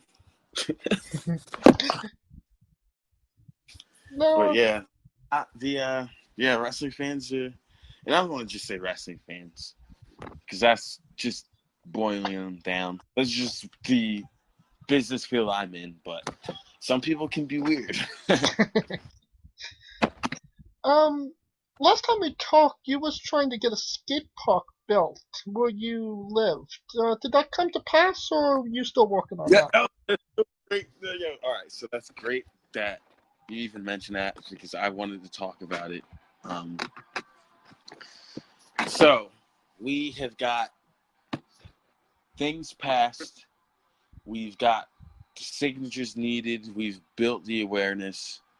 We've got people willing to fund, and we got a yes from all the people who need. Now, the hard part for us is going to be stabilizing a location in our area. So specifically, I live in Lower Marion. I live in Ardmore. So Ardmore, particularly, is the black part of Lower Marion, is where I live. I know that people want the skate park in the next towns over. And I know when I initially started this, I kind of wanted this for my particular area. But with the way things are and the money and where a lot of the money is coming from, they want to have a skate park a little further than we initially had theorized. Yeah. And one of the main reasons it's a big deal to me specifically is, to be honest, there's a few of us on the board on this team that is very adamant that it's in Ardmore, that it's in, and where I am, Ardmore. So to put a little backstory, Ardmore is where Kobe Bryant went to high school. Oh, Kobe's from Lower Marion. Yep. Lower Marion. And it's not a struggling place at all. It is very much a suburb. But as I mentioned before, where I live, it is the black parts of the suburb. So people tend to neglect our area more than the next town over. And it's still the same so we live in Montgomery County, and Ardmore, Narberth, Linwood, and Bryn Mawr, they're all within like walking radius of each other. If that makes sense. Like they're all in the same school district. The kids all go to the same school. They all know the same people. It's just Ardmore is predominantly black. And they're starting to actually like you know fix Ardmore up in places that it was neglected before. And like I said, it's a suburb, so it's not like a hood, and it's not like a struggling place at all. But if you do go to the next towns over, you will notice like a major difference in just like and just how everything is and everything's built. But within the past 4 years, things have been getting remodeled around here. I know even my house, the street that I live on, every house on the street got like an option to be able to get their house done like almost to no little cost, because a lot of the houses on the street had like asbestos, mold, and a lot of other stuff. Yeah, like a lot of other dangerous stuff. So even my house is remodeled now, and it looks way nicer than it did like 3 years ago or 2 years. I got my house around 2 years ago now, so it looks nicer than it did like 3 years ago. And Ardmore is literally catching up. And when I was a kid, when I skateboarded, I had to beg my grandparents for a ride, like to go to skate parks. There weren't really places to skate in Ardmore where I lived, even. And that was different. Even this past year, we've literally grown the skateboarding community. Like I'm walking around like my neighborhood, and I'm getting recognized for like the LM Shreds Instagram page, like the middle schoolers and high schoolers are like, yo, you're the dude from LM Shreds, and that's like, I'm like, oh, that's cool. And like we've had a direct impact on the skateboarding scene around here. And as I mentioned before, they're starting to redo a lot of the things around my area. So honestly, it's starting to look like a mini California way. I doubt you have the weather, though. What'd you say? I doubt you have the weather, though. No, not, not at all. I said this before. A lot of people they think I'm either from like Hawaii or California or something like that. And like I started to notice a few kids dyed their hair, have jumped the Psychonaut train, So the influence around here is strong with the skateboarding. But that's the update. We have a rough plan. We need to make a model, like a skate park model. But I know that a few of us have we have different preferences on what we want to skate. And to be honest, like it isn't even about what we want to skate. The people that are making this happen, like me and the core group of guys, but it's really what's gonna like help the community the best, to be honest, because like a lot of kids are gonna be going to the skate park, and a lot of people that just started skating, and so we're gonna have to appeal to a lot of people. So I know we got to get that in order. And the main thing, we can't give up on the fight to have it in Ardmore, because other than the reasons I just listed, like it's just important for me that like my the community around me, they have an opportunity to go, they have an opportunity to go somewhere to skate, because like the towns are talking about putting the skate park in, like they have little DIY spots, like a DIY spots like a do-it-yourself. So there's like many like do-it-yourself skate parks around there. Not like anything special at all. And they deserve a skate park too, but we started this vision, and just prefer to have it in our. It has to be where it started. Yes. Yeah. It's doing good. We actually held a skate jam we had a couple events in Ardmore, and it literally drew a crowd. It drew a show. That's how I got my American Ninja Warrior job, actually. That's awesome. I was there, and someone saw me there, and so I know this dude from this bar I used to go to. He's a wrestling fan. His friend that ran the gym that I work at now, he told her I was a wrestler and skateboarder, and I was doing some cool stuff that day. And they offered me the job, and and even the other opportunities that came from that, just meeting the other skaters and all of the contacts they had in terms of just like trying to help us like make this bigger so we can get like more ramps at the next event we have and more skaters. Just it it's going great. Just the only thing is location troubles, because they're trying to argue that we don't have a place to put it in Ardmore, which isn't true, because there's so many empty fields and tennis courts. Yeah. We don't need that much space. Like, we could use literally just a tennis court and just put a couple of ramps and boxes there. All right. Yeah. Thank you for the update on all that. Hopefully something will actually, kind of come to fruition. It finally gets cemented. You know what I mean? I believe it will. We believe it too. Like, we put in this much work and this much time into it. Like, it's definitely, it is gonna happen. Like you said, man, the community is only growing, and I can't wait to see next summer. Like, because at this time last year, the community was like, I wouldn't even say it was small. It was surprisingly big. Like, but even I look back now, and I'm just like, how many people skateboard now? I used to skate in Arbor all the time. I used to go days without seeing people on a skateboard. And a couple of years ago, when I started seeing people on a skateboard, I would be like, gasp, like someone else is riding a skateboard around town? Like, what? Like, now that's the norm. Like, there's skaters everywhere. And I'm proud to be able to say that, like, I'm kind of an influence in that department. So it's cool. Now, Kalito, you have maybe one last question?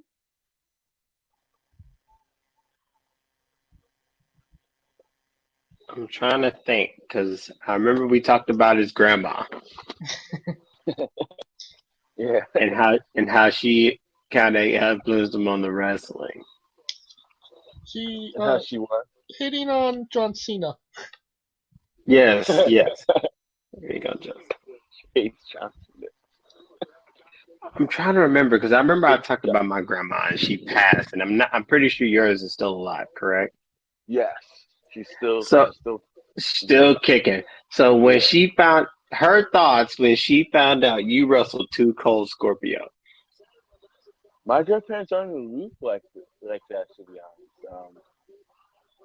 They get it, but they don't. Like, my grandfather might know who Flash Funk Cold Scorpio is, but like, I'll tell them an accomplishment. They're just like, we already know you're great. Like, like, we're just waiting for you to get on TV. Is what I hear.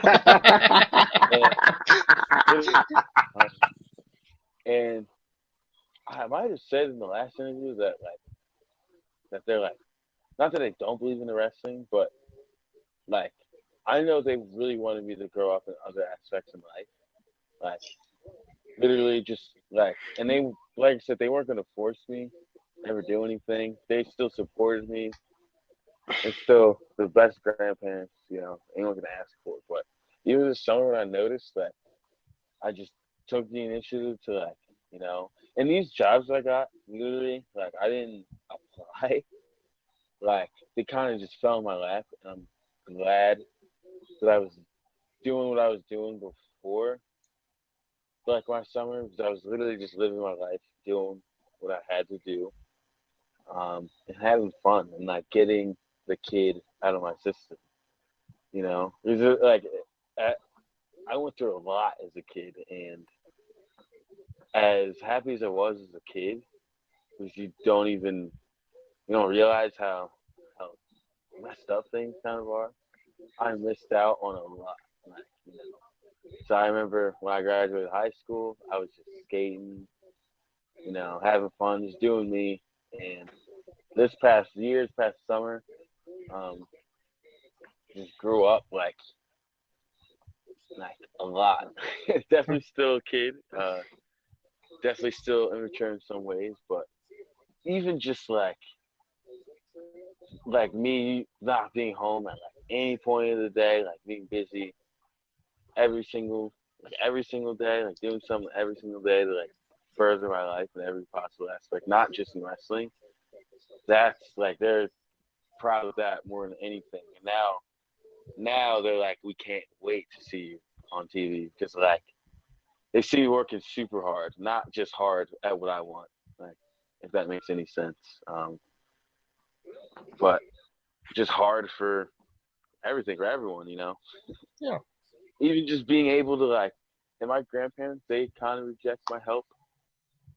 Like, even just being able to be like, oh, like here you guys go, and they're just like, oh, like nah, like like, because they used to be like, oh, you don't help us with nothing, blah blah blah. And like, I was like, damn, they want me to like, But I think it was really just the initiative and just like them seeing me grow up, like, see, yes, like, see, doesn't it feel good to just like, doesn't it feel good to further your life in every aspect of the way? Because I've never been a person that's like been like, oh, I need money or I need things.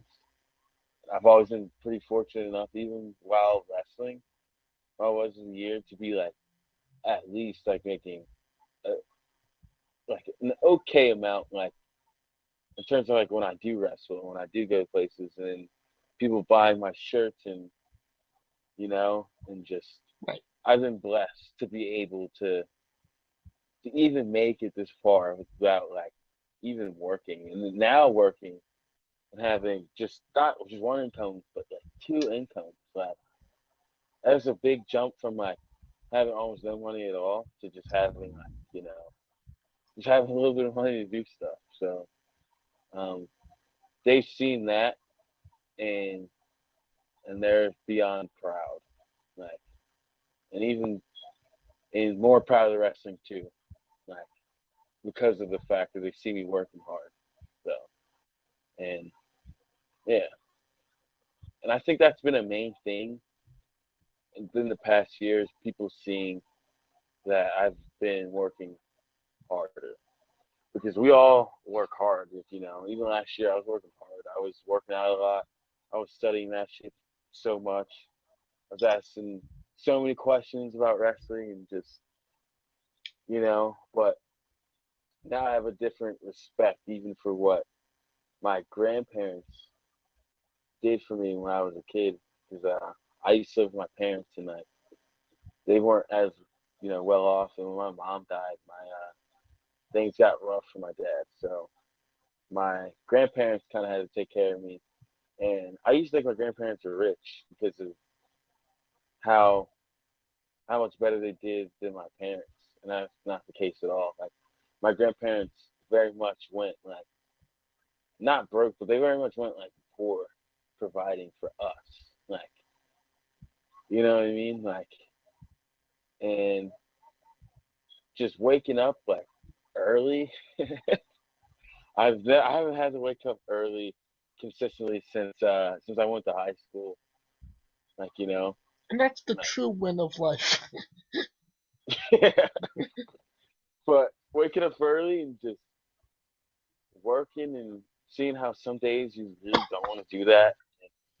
And dude, my grandparents, like my grandmother doesn't do taxing work now, but she should not have to work now.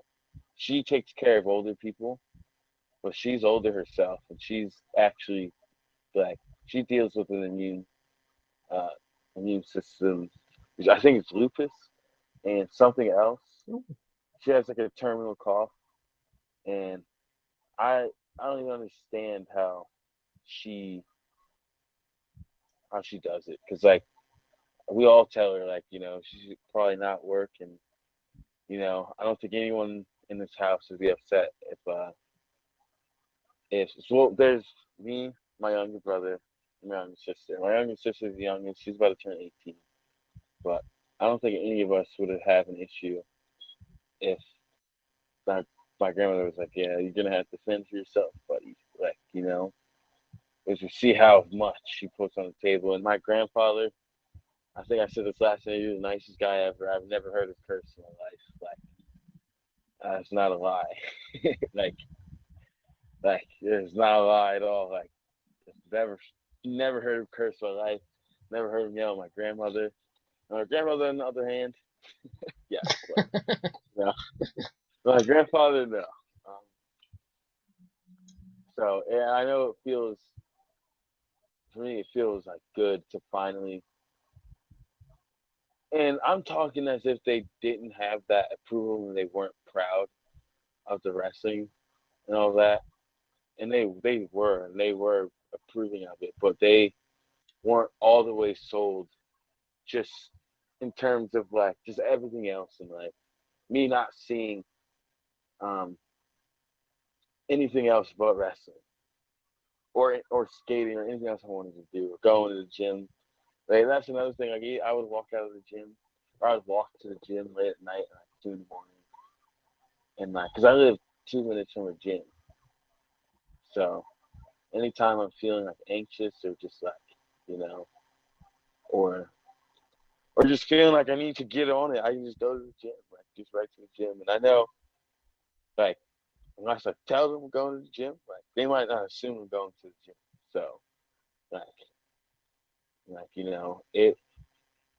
Yeah, I've noticed this past year as we've grown up,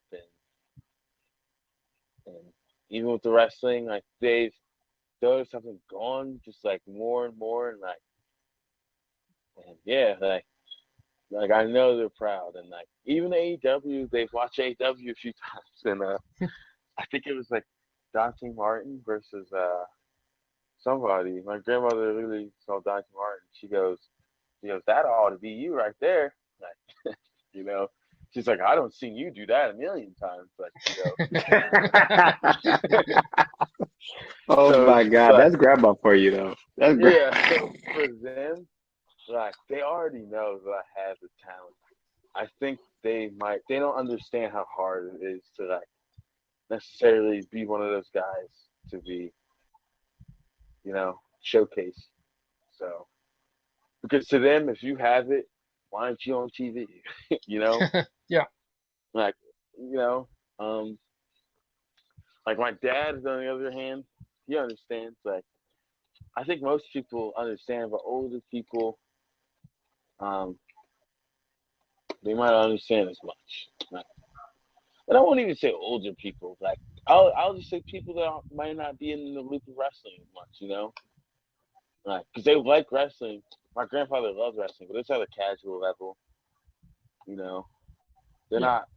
They weren't picking up like stories and hearing shit like about, you know, about how wrestlers did things. I remember when I started wrestling, even my grandmother would be like, "You got to do this and that." She's like, "These wrestlers when they first started, she would like Google what they did," and I'm like, you know, I'm at a different pace. And these people are at a different level. You know, I appreciate what you're trying to say, but you know, I'm gonna just do me. And you know what though, they was right. Like, you know, and all they were trying to say at that time is you might want to just think about doing other things too. Like, and I took that as like you might want to give up on wrestling. You know, and that is not what they were saying at all. But you don't realize that until until you get further along, so your perspective changes, and you know, Yeah. yeah. All right. And now onto a controversial subject. Pineapple on pizza. What's your stance? What pizza? Pineapple and pizza? Yeah. I know. Someone earlier today was like, "You remind me of someone from Hawaii," but can't do it. Nah, no pizza with pineapple on it. I'm not even gonna lie. I get made fun of now because I only like cheese pizza as of this moment. I mean, I had a plain pizza earlier today, so I'm in the same boat. I literally had plain pizza before this interview. I had 2 slices of Bella Italia. I had one So, single slice. yeah, these are huge slices too. What's your spirit Pokemon? Oof, I'm not too well versed in my Pokemon knowledge, but I'll say Charmander. I know what a Charmander is. All right. At least I know the name. At least if you ask me what it did, I'd be like, Weirdest thing I'm more of a Dragon Ball Z guy. Hey, you're preaching to the choir here. That's the great. Weirdest thing you'll ever be asked on a wrestling podcast. Would you ever consider wrestling a rock? Not Dwayne Johnson, not the country, an actual rock. It depends. It really depends on what point in my career I'm at, what show, how much you getting paid. Because like, if I do at this point and it went viral, it could help me. It could hinder you in some ways, but at the end of the day, if you're good, you're good. So I think it could help me. But then again, you never know, you know. I know Jim Cornette would be talking about me. He would. He'd be like, "This old psychedelic psychonaut wrestled a rock, not the rock, a rock." So, I would say yes. If you're asking this moment in time, if it's on like a show that seems fit for me to wrestle a rock, you know, I'd do it. Just for context, there's this wrestler named Psycho Mike that wrestled an actual rock, which was dubbed a Tungsten Man match, an Iron Man match that lasted for 2 whole weeks. Wow. Yes. Was it filmed? Is there any footage of this match? Yes, there is footage. It Is was it a continuous 2 minutes? well, it was Or 15. 2 minutes? It's two weeks. It was 2 weeks. He wrestled the actual rock for like over 15 minutes on the actual viewing part of it, and then like 2 weeks later, it's definitely something you have to see to believe. Pretty much, yes. Yeah. You will definitely need to cop this in your wrestling archive. You know what? I looked it up on YouTube right at this moment. You should be able to find it, but So- if you can't, I'll send it to you. Just so I don't forget, because that sounds great. We love Tracy Smothers on this show. Do you know the acronym for Doug? Dog, like, No, Doug. Dugonomics. oh, fuck. Like THUG. Yes. Oh, like the acronym, like, what is that? No, Tracy. What's the acronym?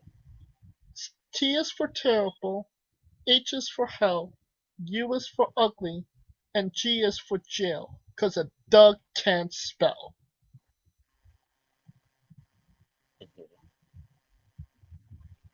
G is for jail.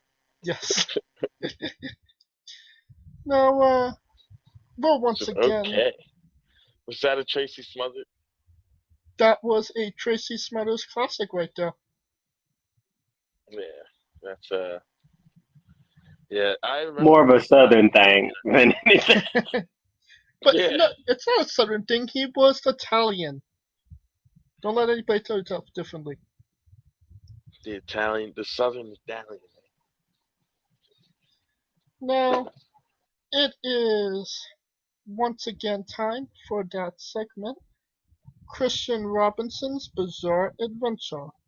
You're a wrestler that goes up and down the roads, and weird, crazy, and bizarre things are bound to happen. Can you tell us a road story that fits that description?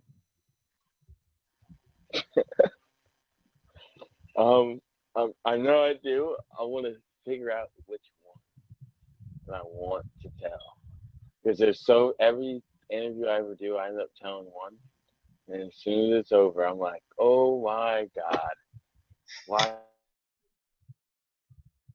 didn't I tell that one? Why didn't I tell that one? But I'll start it off light just so I can like brainstorm and think of some other stuff while even telling this one. But so we're going to Atlanta. This is November of last year. We get to Atlanta. We're wrestling at AWE the next day. So we get there. We got a hotel booked for us. We're in this nice hotel.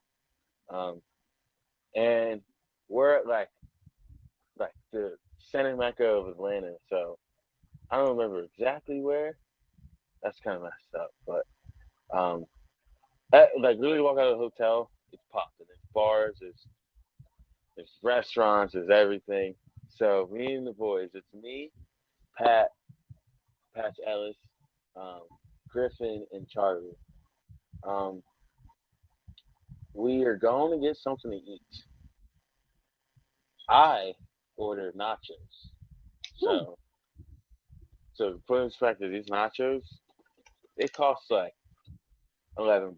So I'm thinking I'm paying for like nachos for me, like like the standard size of nachos. But Yeah. Get there, it's literally a whole entree of nachos, like enough to feed like a class of like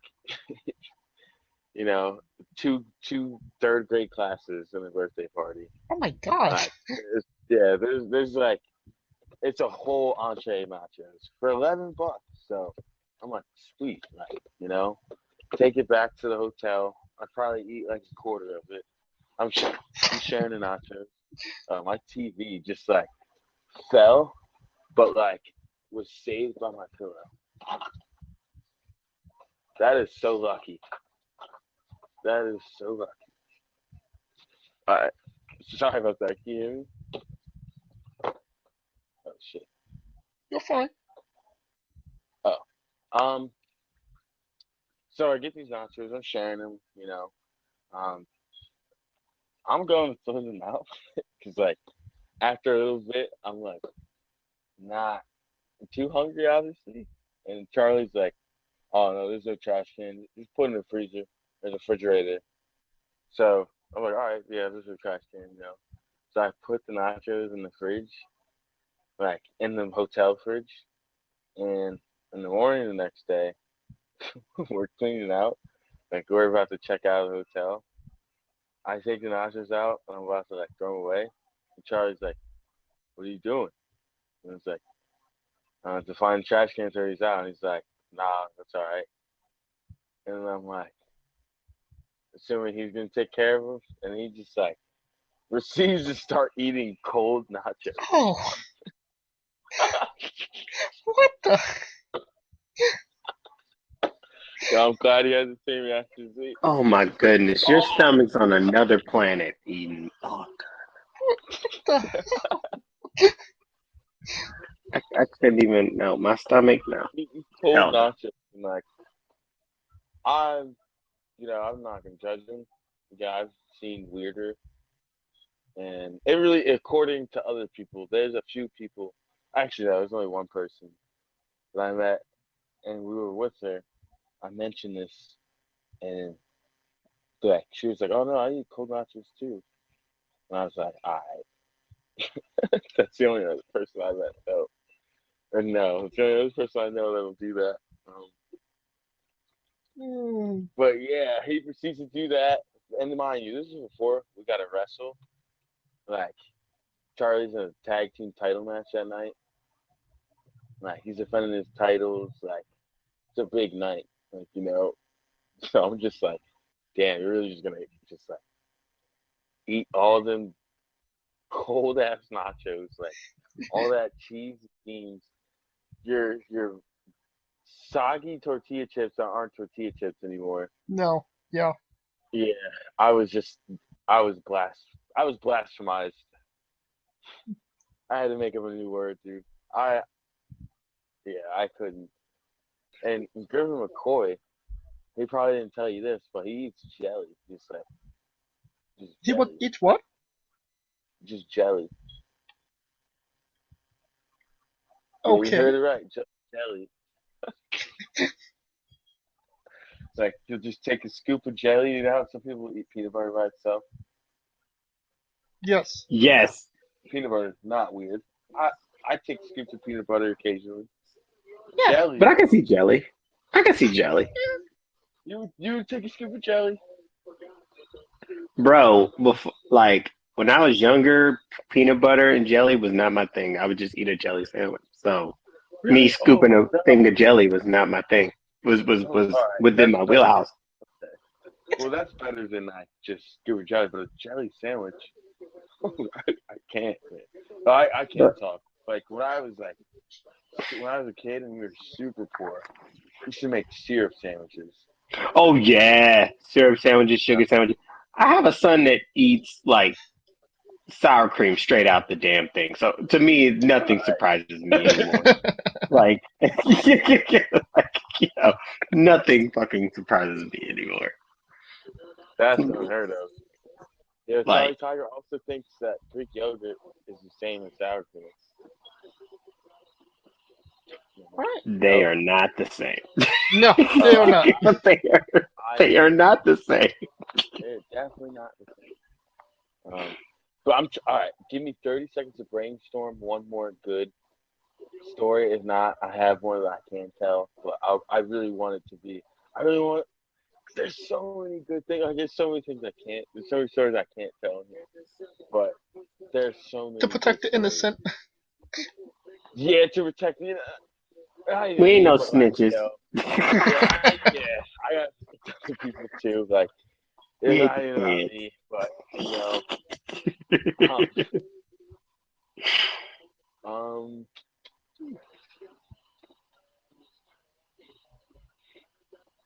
man, I can't think of too many. Hey, all I know is those anytime me and young Dylan are doing long drives, and we're playing Uno in the car, and we're just doing whatever, like it is literally always like just like A vibe. yeah, like it is always like the best time. Just like There's always a us, story like with those guys. yeah, we're always roasting. We're always like even the madness of Charlie Tiger, just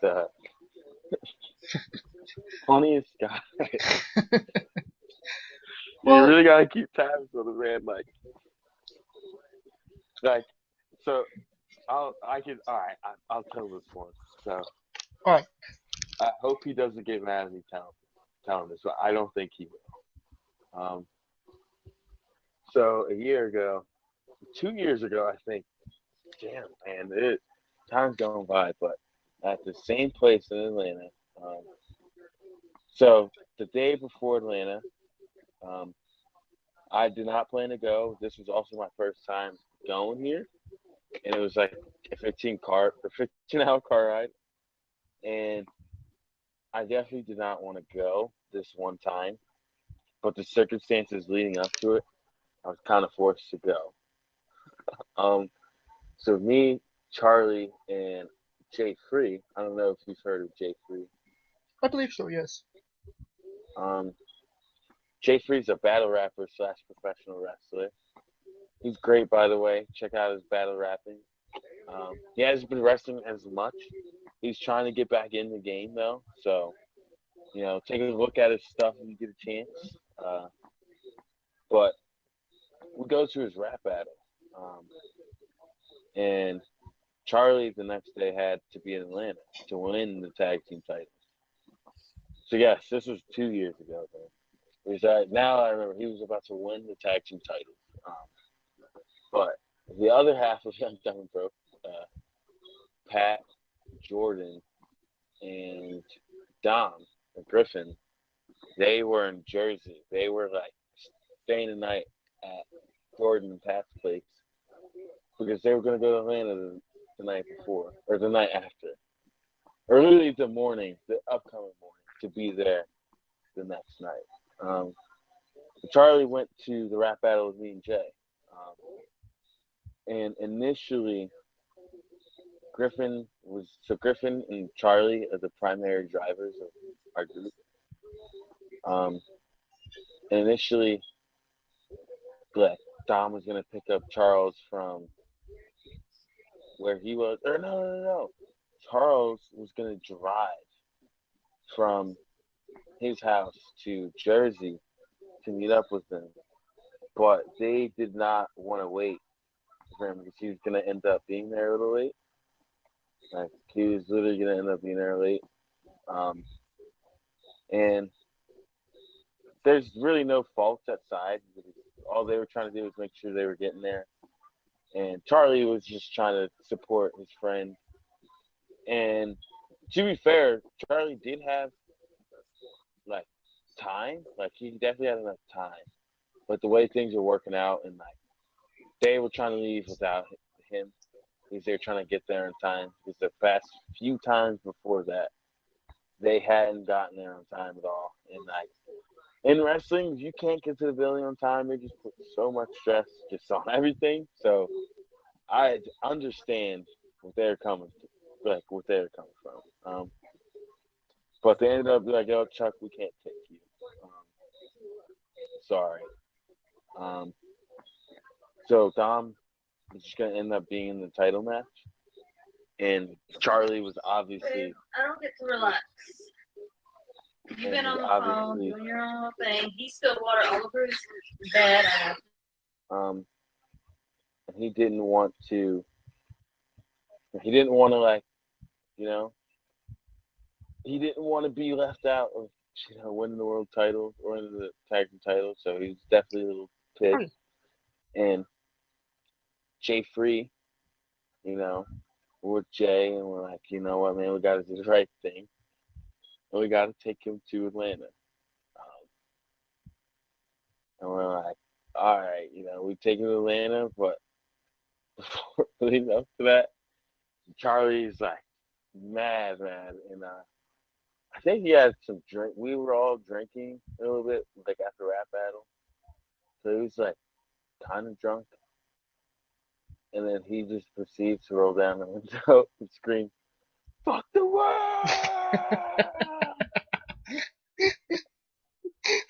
Really, fuck the world! And then DK Meadows, who's there too, RIP DK. R.I.P. Yeah. Rip.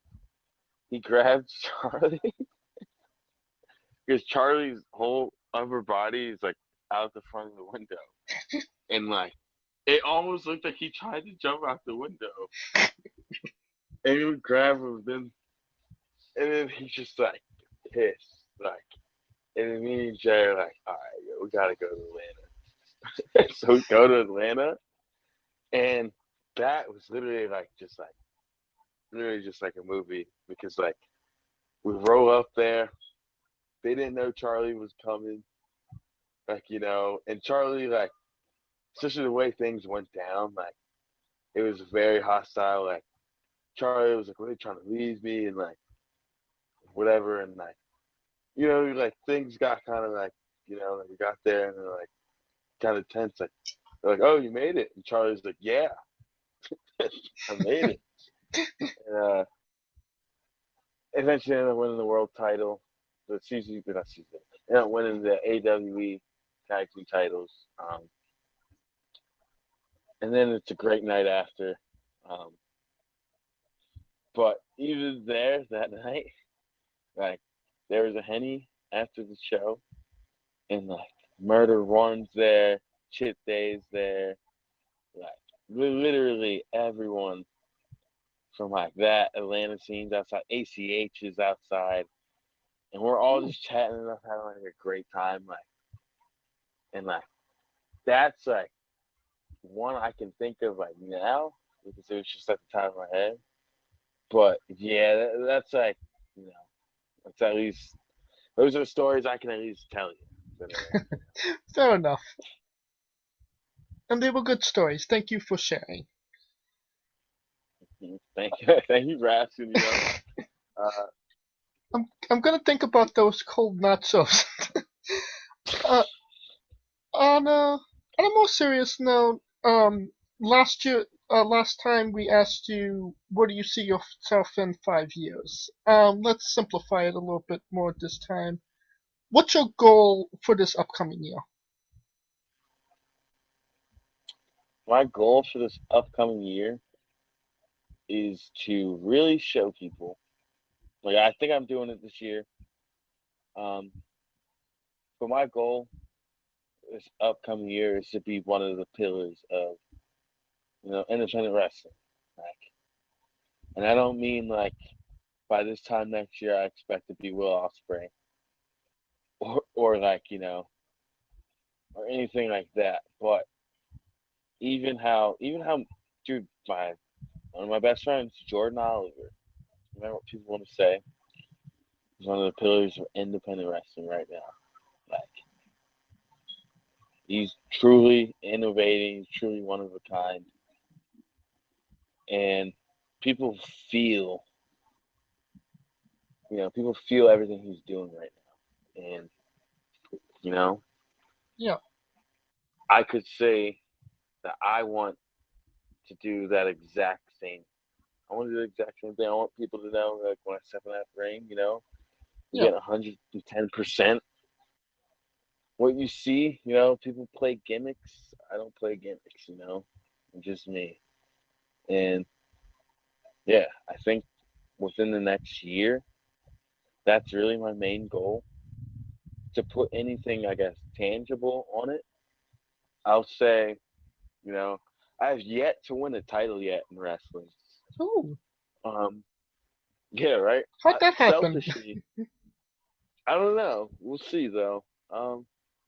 Selfishly, I mean, wrestlers will be the first people to tell you this, but none of that means anything. Just because you don't win anything within whatever doesn't mean you're not doing your thing. But I will say it is nice, even when I saw Charlie and Pat with titles around their shoulders, and I'm like, that it feels good for me to even see them have titles, like. Yeah. So I'm like, I definitely want titles on my shoulder, around my waist, you know. One on your shoulder, one Yeah. on your waist, one on the other shoulder. Yeah, just gold. I want gold everywhere, I want, dig it. yeah, like Myron Reed, the belt collector.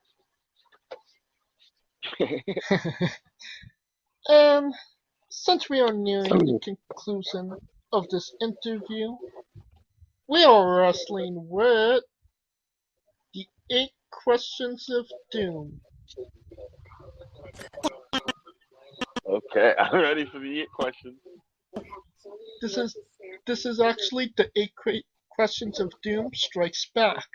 This is an Yes. all new for 8 questions, different from the previous 8 that you answered last time. But it is still our bonus round, our speed round, the round where we see who you really are. Are you ready, Kristian? I'm ready. Excluding your own greatest match of all time. Oof, that's a hard one, man. Greatest match of all time. Man, like, I want to say from like a pure like standpoint, and like what people would probably say is like one of the Ric Flair and Steamboat matches, and it's hard to disagree with that, to be honest. It is. Another one, just in terms of, I guess, the effect it had on the business, and like, like it's everything it did, like Bret Hart, Shawn Michaels, um, The Iron Man match? Or Iron the. Man match, Iron Man match, um, even Stone Cold and Hulk Hogan, and I'm not, or Stone Cold Hulk Hogan. I'm sorry, The Rock, The Rock and Hulk Hogan or any one of the Rock and Austins too. Like, I think those I probably made about 4, and those aren't even like my personal like watching. In terms of like when I watch, it's got to be the greatest match. Like, I definitely am watching those. Like, oh, that was a great match, and like, Well, in your just in opinion, terms of the greatest way match of they all made. time.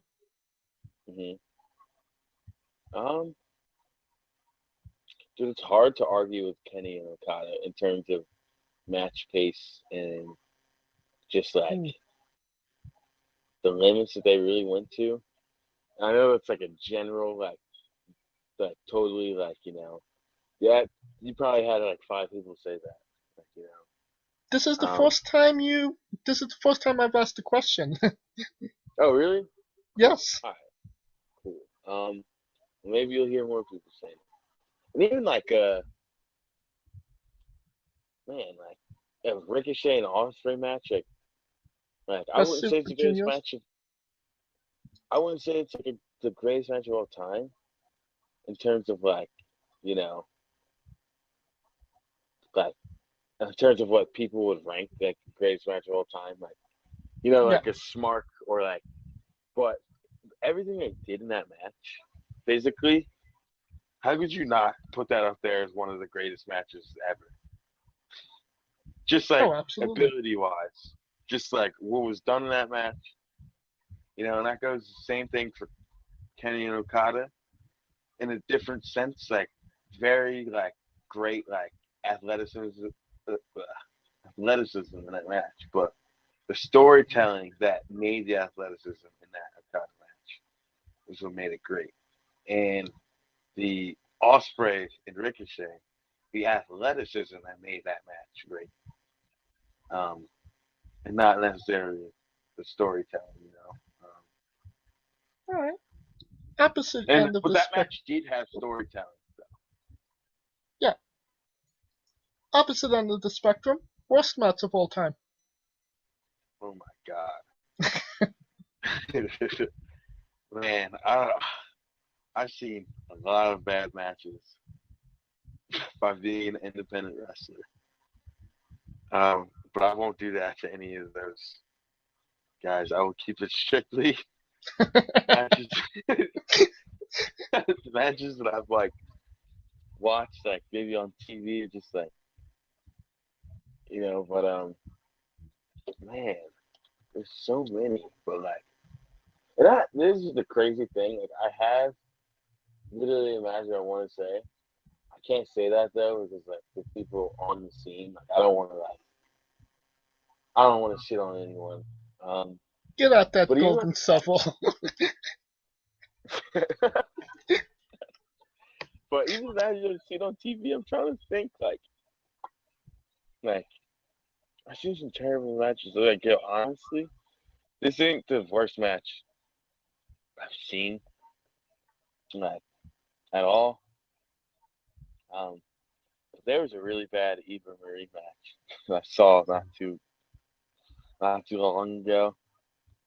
Oh my god, an Eva movie match. Alright, awesome. And I hope, man, Eva Marie's probably a lovely person in real life. Yeah. Yeah, but Alright, we accept that question. That answer. Next question. You're the captain of a Survivor Series team. Which 4 wrestlers do you pick as your teammates? man, I think you guys know that one. If it's not Young, Dumb, and Broke. So if I'm choosing Young, Dumb, and Broke, right? Alright. So Jordan Hauser, Alice Taylor, Griffin McCoy, and Charlie Tiger. But if it wasn't Young, Dumb, and Broke, because I know people are going to be like, of course you said that. I don't think anybody would fault you for that. Okay. I mean, it's a solid pick. Solid pick. If it wasn't then. Oh, okay, yeah. Oh, you can actually you can ask your question. No, I cut you off. If it wasn't then, be Reed Walker. I don't know if you guys are familiar with Reed Walker. Yes, I believe so. Absolute prodigy, absolute stud. He's gonna be the man. Marcus Mathers, literally the same thing I just said about Reed. Like, you know, Ryan Redfield. I don't know if you guys are Ryan Redfield either, but Ryan Redfield, Steve Sanders. I think that was 4, right? Yes, I believe so. Yeah. All right. That's my other 4. You're on an 8-hour car ride. You can only listen to one wrestling theme song. Which do you pick One wrestling theme. for 8 hours? Man, that's hard.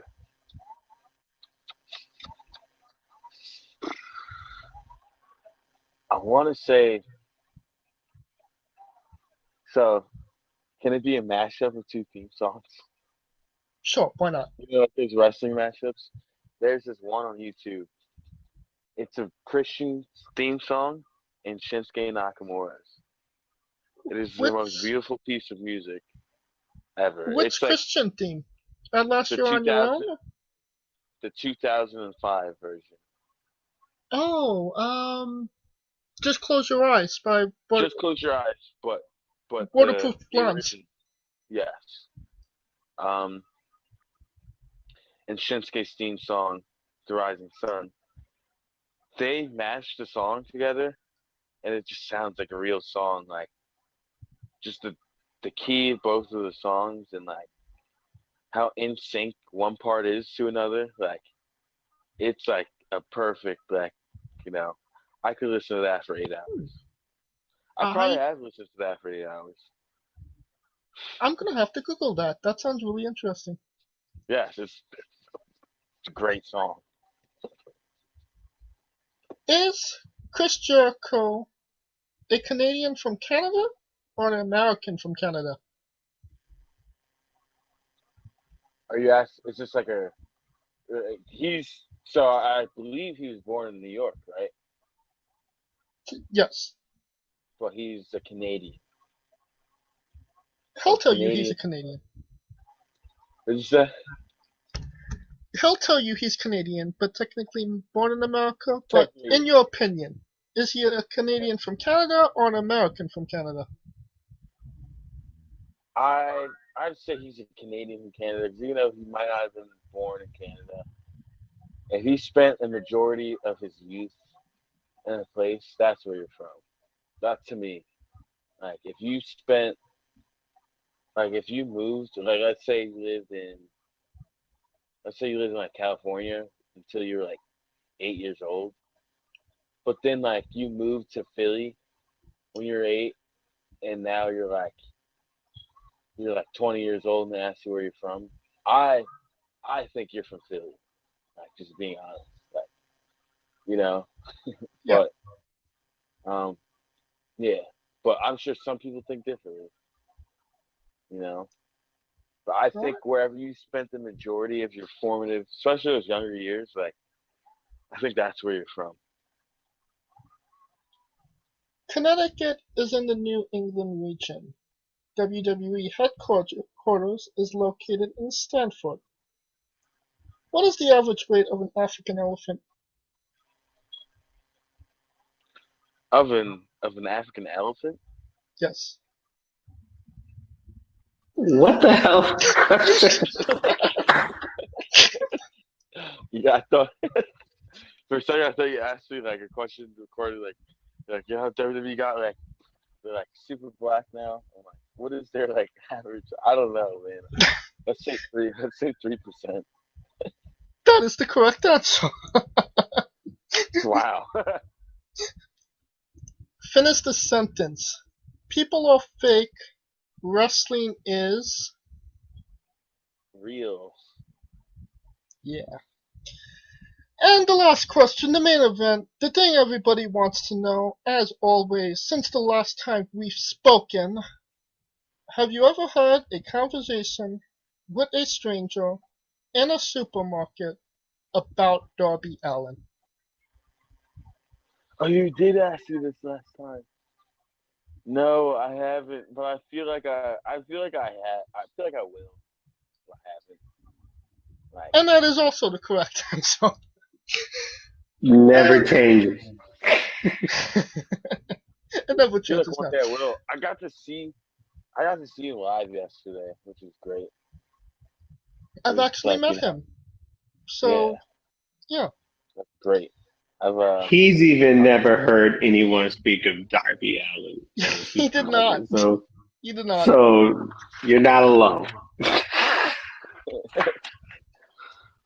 And that will conclude this interview. Thank you so much for coming on and speaking to us once again, Kristian. no problem. Like I said, a lot of wrestlers. I actually didn't. So a lot of wrestlers don't like doing podcasts. But I love doing podcasts. I love any chance I have an opportunity to tell my story, or just help people out, and people help me out. Like it means something to me because a lot of wrestlers will tell you I don't like doing podcasts. The people they've only got like this amount of listeners, and I've already done this many podcasts. And what I'll say is, man, you never know who's listening. Different audiences are different audiences, and you can never get better at explaining your story.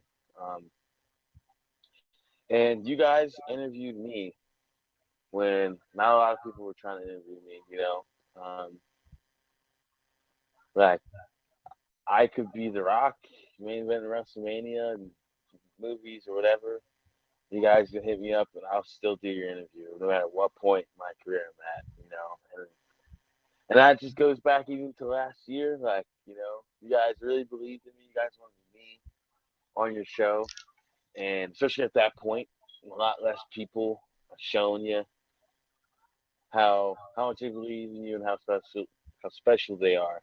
I'll always remember who some of the first people were. So, you guys hold a special place in my heart when it comes to the podcasting. You know, so Thank you. again, thank you. Thank you so much for that. And, we, it was 1 year ago we started doing interviews. We were not a proven commodity back then. You just saw a DM from a stranger and you took a chance on us. And I highly doubt we would be where we are without Kristian Robinson taking a chance on us. So, from all of us at Wrestling with Entertainment, I absolutely thank you so much for taking that chance on us, talking with us, and 1 year later, continuing to talk to us. Of course, man. Oh Like I yeah, said, man. thank you guys too. Like you guys, like it takes a while to realize it, but you guys are doing your thing too. Like you guys are just as important you know, as us. If we can't get out there to explain who we are, and if people can't connect with us any further than what we show them, then like that kind of limits us. All I know is I love the wrestling, and I got into every wrestler who I ever loved much more when I got to know who they were. That So was thank very you guys. that was very Yeah. poetic. That's Oh an yeah. awesome way to say that. Oh yeah. Because it's crazy the way that you said it. Because I could get why wrestlers are like hesitant because some people are in it trying to do the gotcha thing, and it really took a lot of balls for you to even come to us, especially when we were trying to find our way to like improvise and highlight the wrestler instead of trying to be the dirt sheet people, because that's where I think a lot of people get their rocks off with the rumors and stuff, but when you try to get people to know the person behind the the the character, I think that's like the most important. And I think for you, man, I think this was just like the genesis of last year was just your genesis, man. You're just gonna blow up. So just keep doing your Thank you, thing. man. Thank you. That is much truth to literally what you just said, man. You know, No, like I cut you it's off. man, people. People do try to do the whole headlines thing, try to catch people off guard with crazy stuff, and like, and good thing you guys recognize that that's not the way to, it's not the way to go. Oh, So, absolutely. like, you said, likewise, man, you guys keep doing your thing. Yeah, always we try to shine a spotlight on our guests and give them a platform to speak their minds. Kristian, could you tell us where we can find you on social media? Yeah, so on Twitter, I'm Christ610, so that's KHRIST610. Instagram, I'm tripping balls, so tripping underscore balls with 3 L's, 1 S, and that's it. Everywhere else, I'm on YouTube. I don't push content heavy on YouTube, but Summer Wrestling's on there, so go on there if you want to. It's Tripping Balls also. You can see me at Paradigm. I'm sanctioned pro next week on the 17th. Sean Henderson presents. Hopefully Blitzkrieg again. And, everywhere else, New Jersey, that's the local, that's getting their ground up. You got merchandise or getting pro seasoned wrestling out. tees? So, pro wrestling tees, I've been advised by a few people that I should probably not use pro wrestling tees for a number of reasons, mainly because apparently it might be, I don't know how true this is, but apparently there's something about race, something racist with them that I've heard. Huh. All right. I can't confirm or deny, but I can say that I've heard that. And you have to have a certain amount of followers or something like that, I believe, and the percentage pay that they're taking out. At the point, even last year when I was selling my shirts, I would have definitely loved to keep every penny that I could have, especially at the position I was in. But even now, just with more money and just being able to make more and just invest in yourself more, like, I'm sure you'll see my t-shirts on somewhere soon that you can go online and buy. All right. And yeah. you won't even have. Yep. But if anyone wants to buy a shirt, just contact me directly. I'm mailing them out. We've got the 2 designs that you've probably seen that we can just print out any moment and send them out to you. And we got a couple new ones on the way too. So expect by at least the end of the year to have a couple new designs. All right. Well, all those links will be in the description of the video below, but on YouTube and Castbox. Nothing to copy and paste. Just click it. A new tab will open. You can follow him. You've been listening to him for over 3 hours. Buy a damn shirt. That's crazy. It doesn't feel like 3 hours. It does not. Obviously, hey, the 1-year anniversary. Longest interview. I love it. Heck yeah. Second podcast longest interview. Now next time I come on, we gotta top this somehow. It doesn't have to be long, but whatever we do, we gotta top it. Oh, I'm sure we'll find something We'll find to a top way. There'll be a way. We'll top it, but thank you again, guys. Absolutely. Much And love. If you like what we're doing, please like, subscribe, comment both on YouTube and Castbox. Thank you for listening to the 1-year anniversary interview. It's been 1 year. We're not going anywhere. Join us next week as we interview Ike the Bite. The week after that, Alexia Nicole. Of course, this was sponsored by Rogue Energy. Use promo code WRESTLINGWITHE for 10% off your next purchase. Follow Wrestling with Entertainment on Twitter and Instagram at Wrestling with E. You can follow us individually as well. I'm at JamesJ993. Where can they find Kaliko? You find me hung over from this 1 year anniversary, and I am Kalika.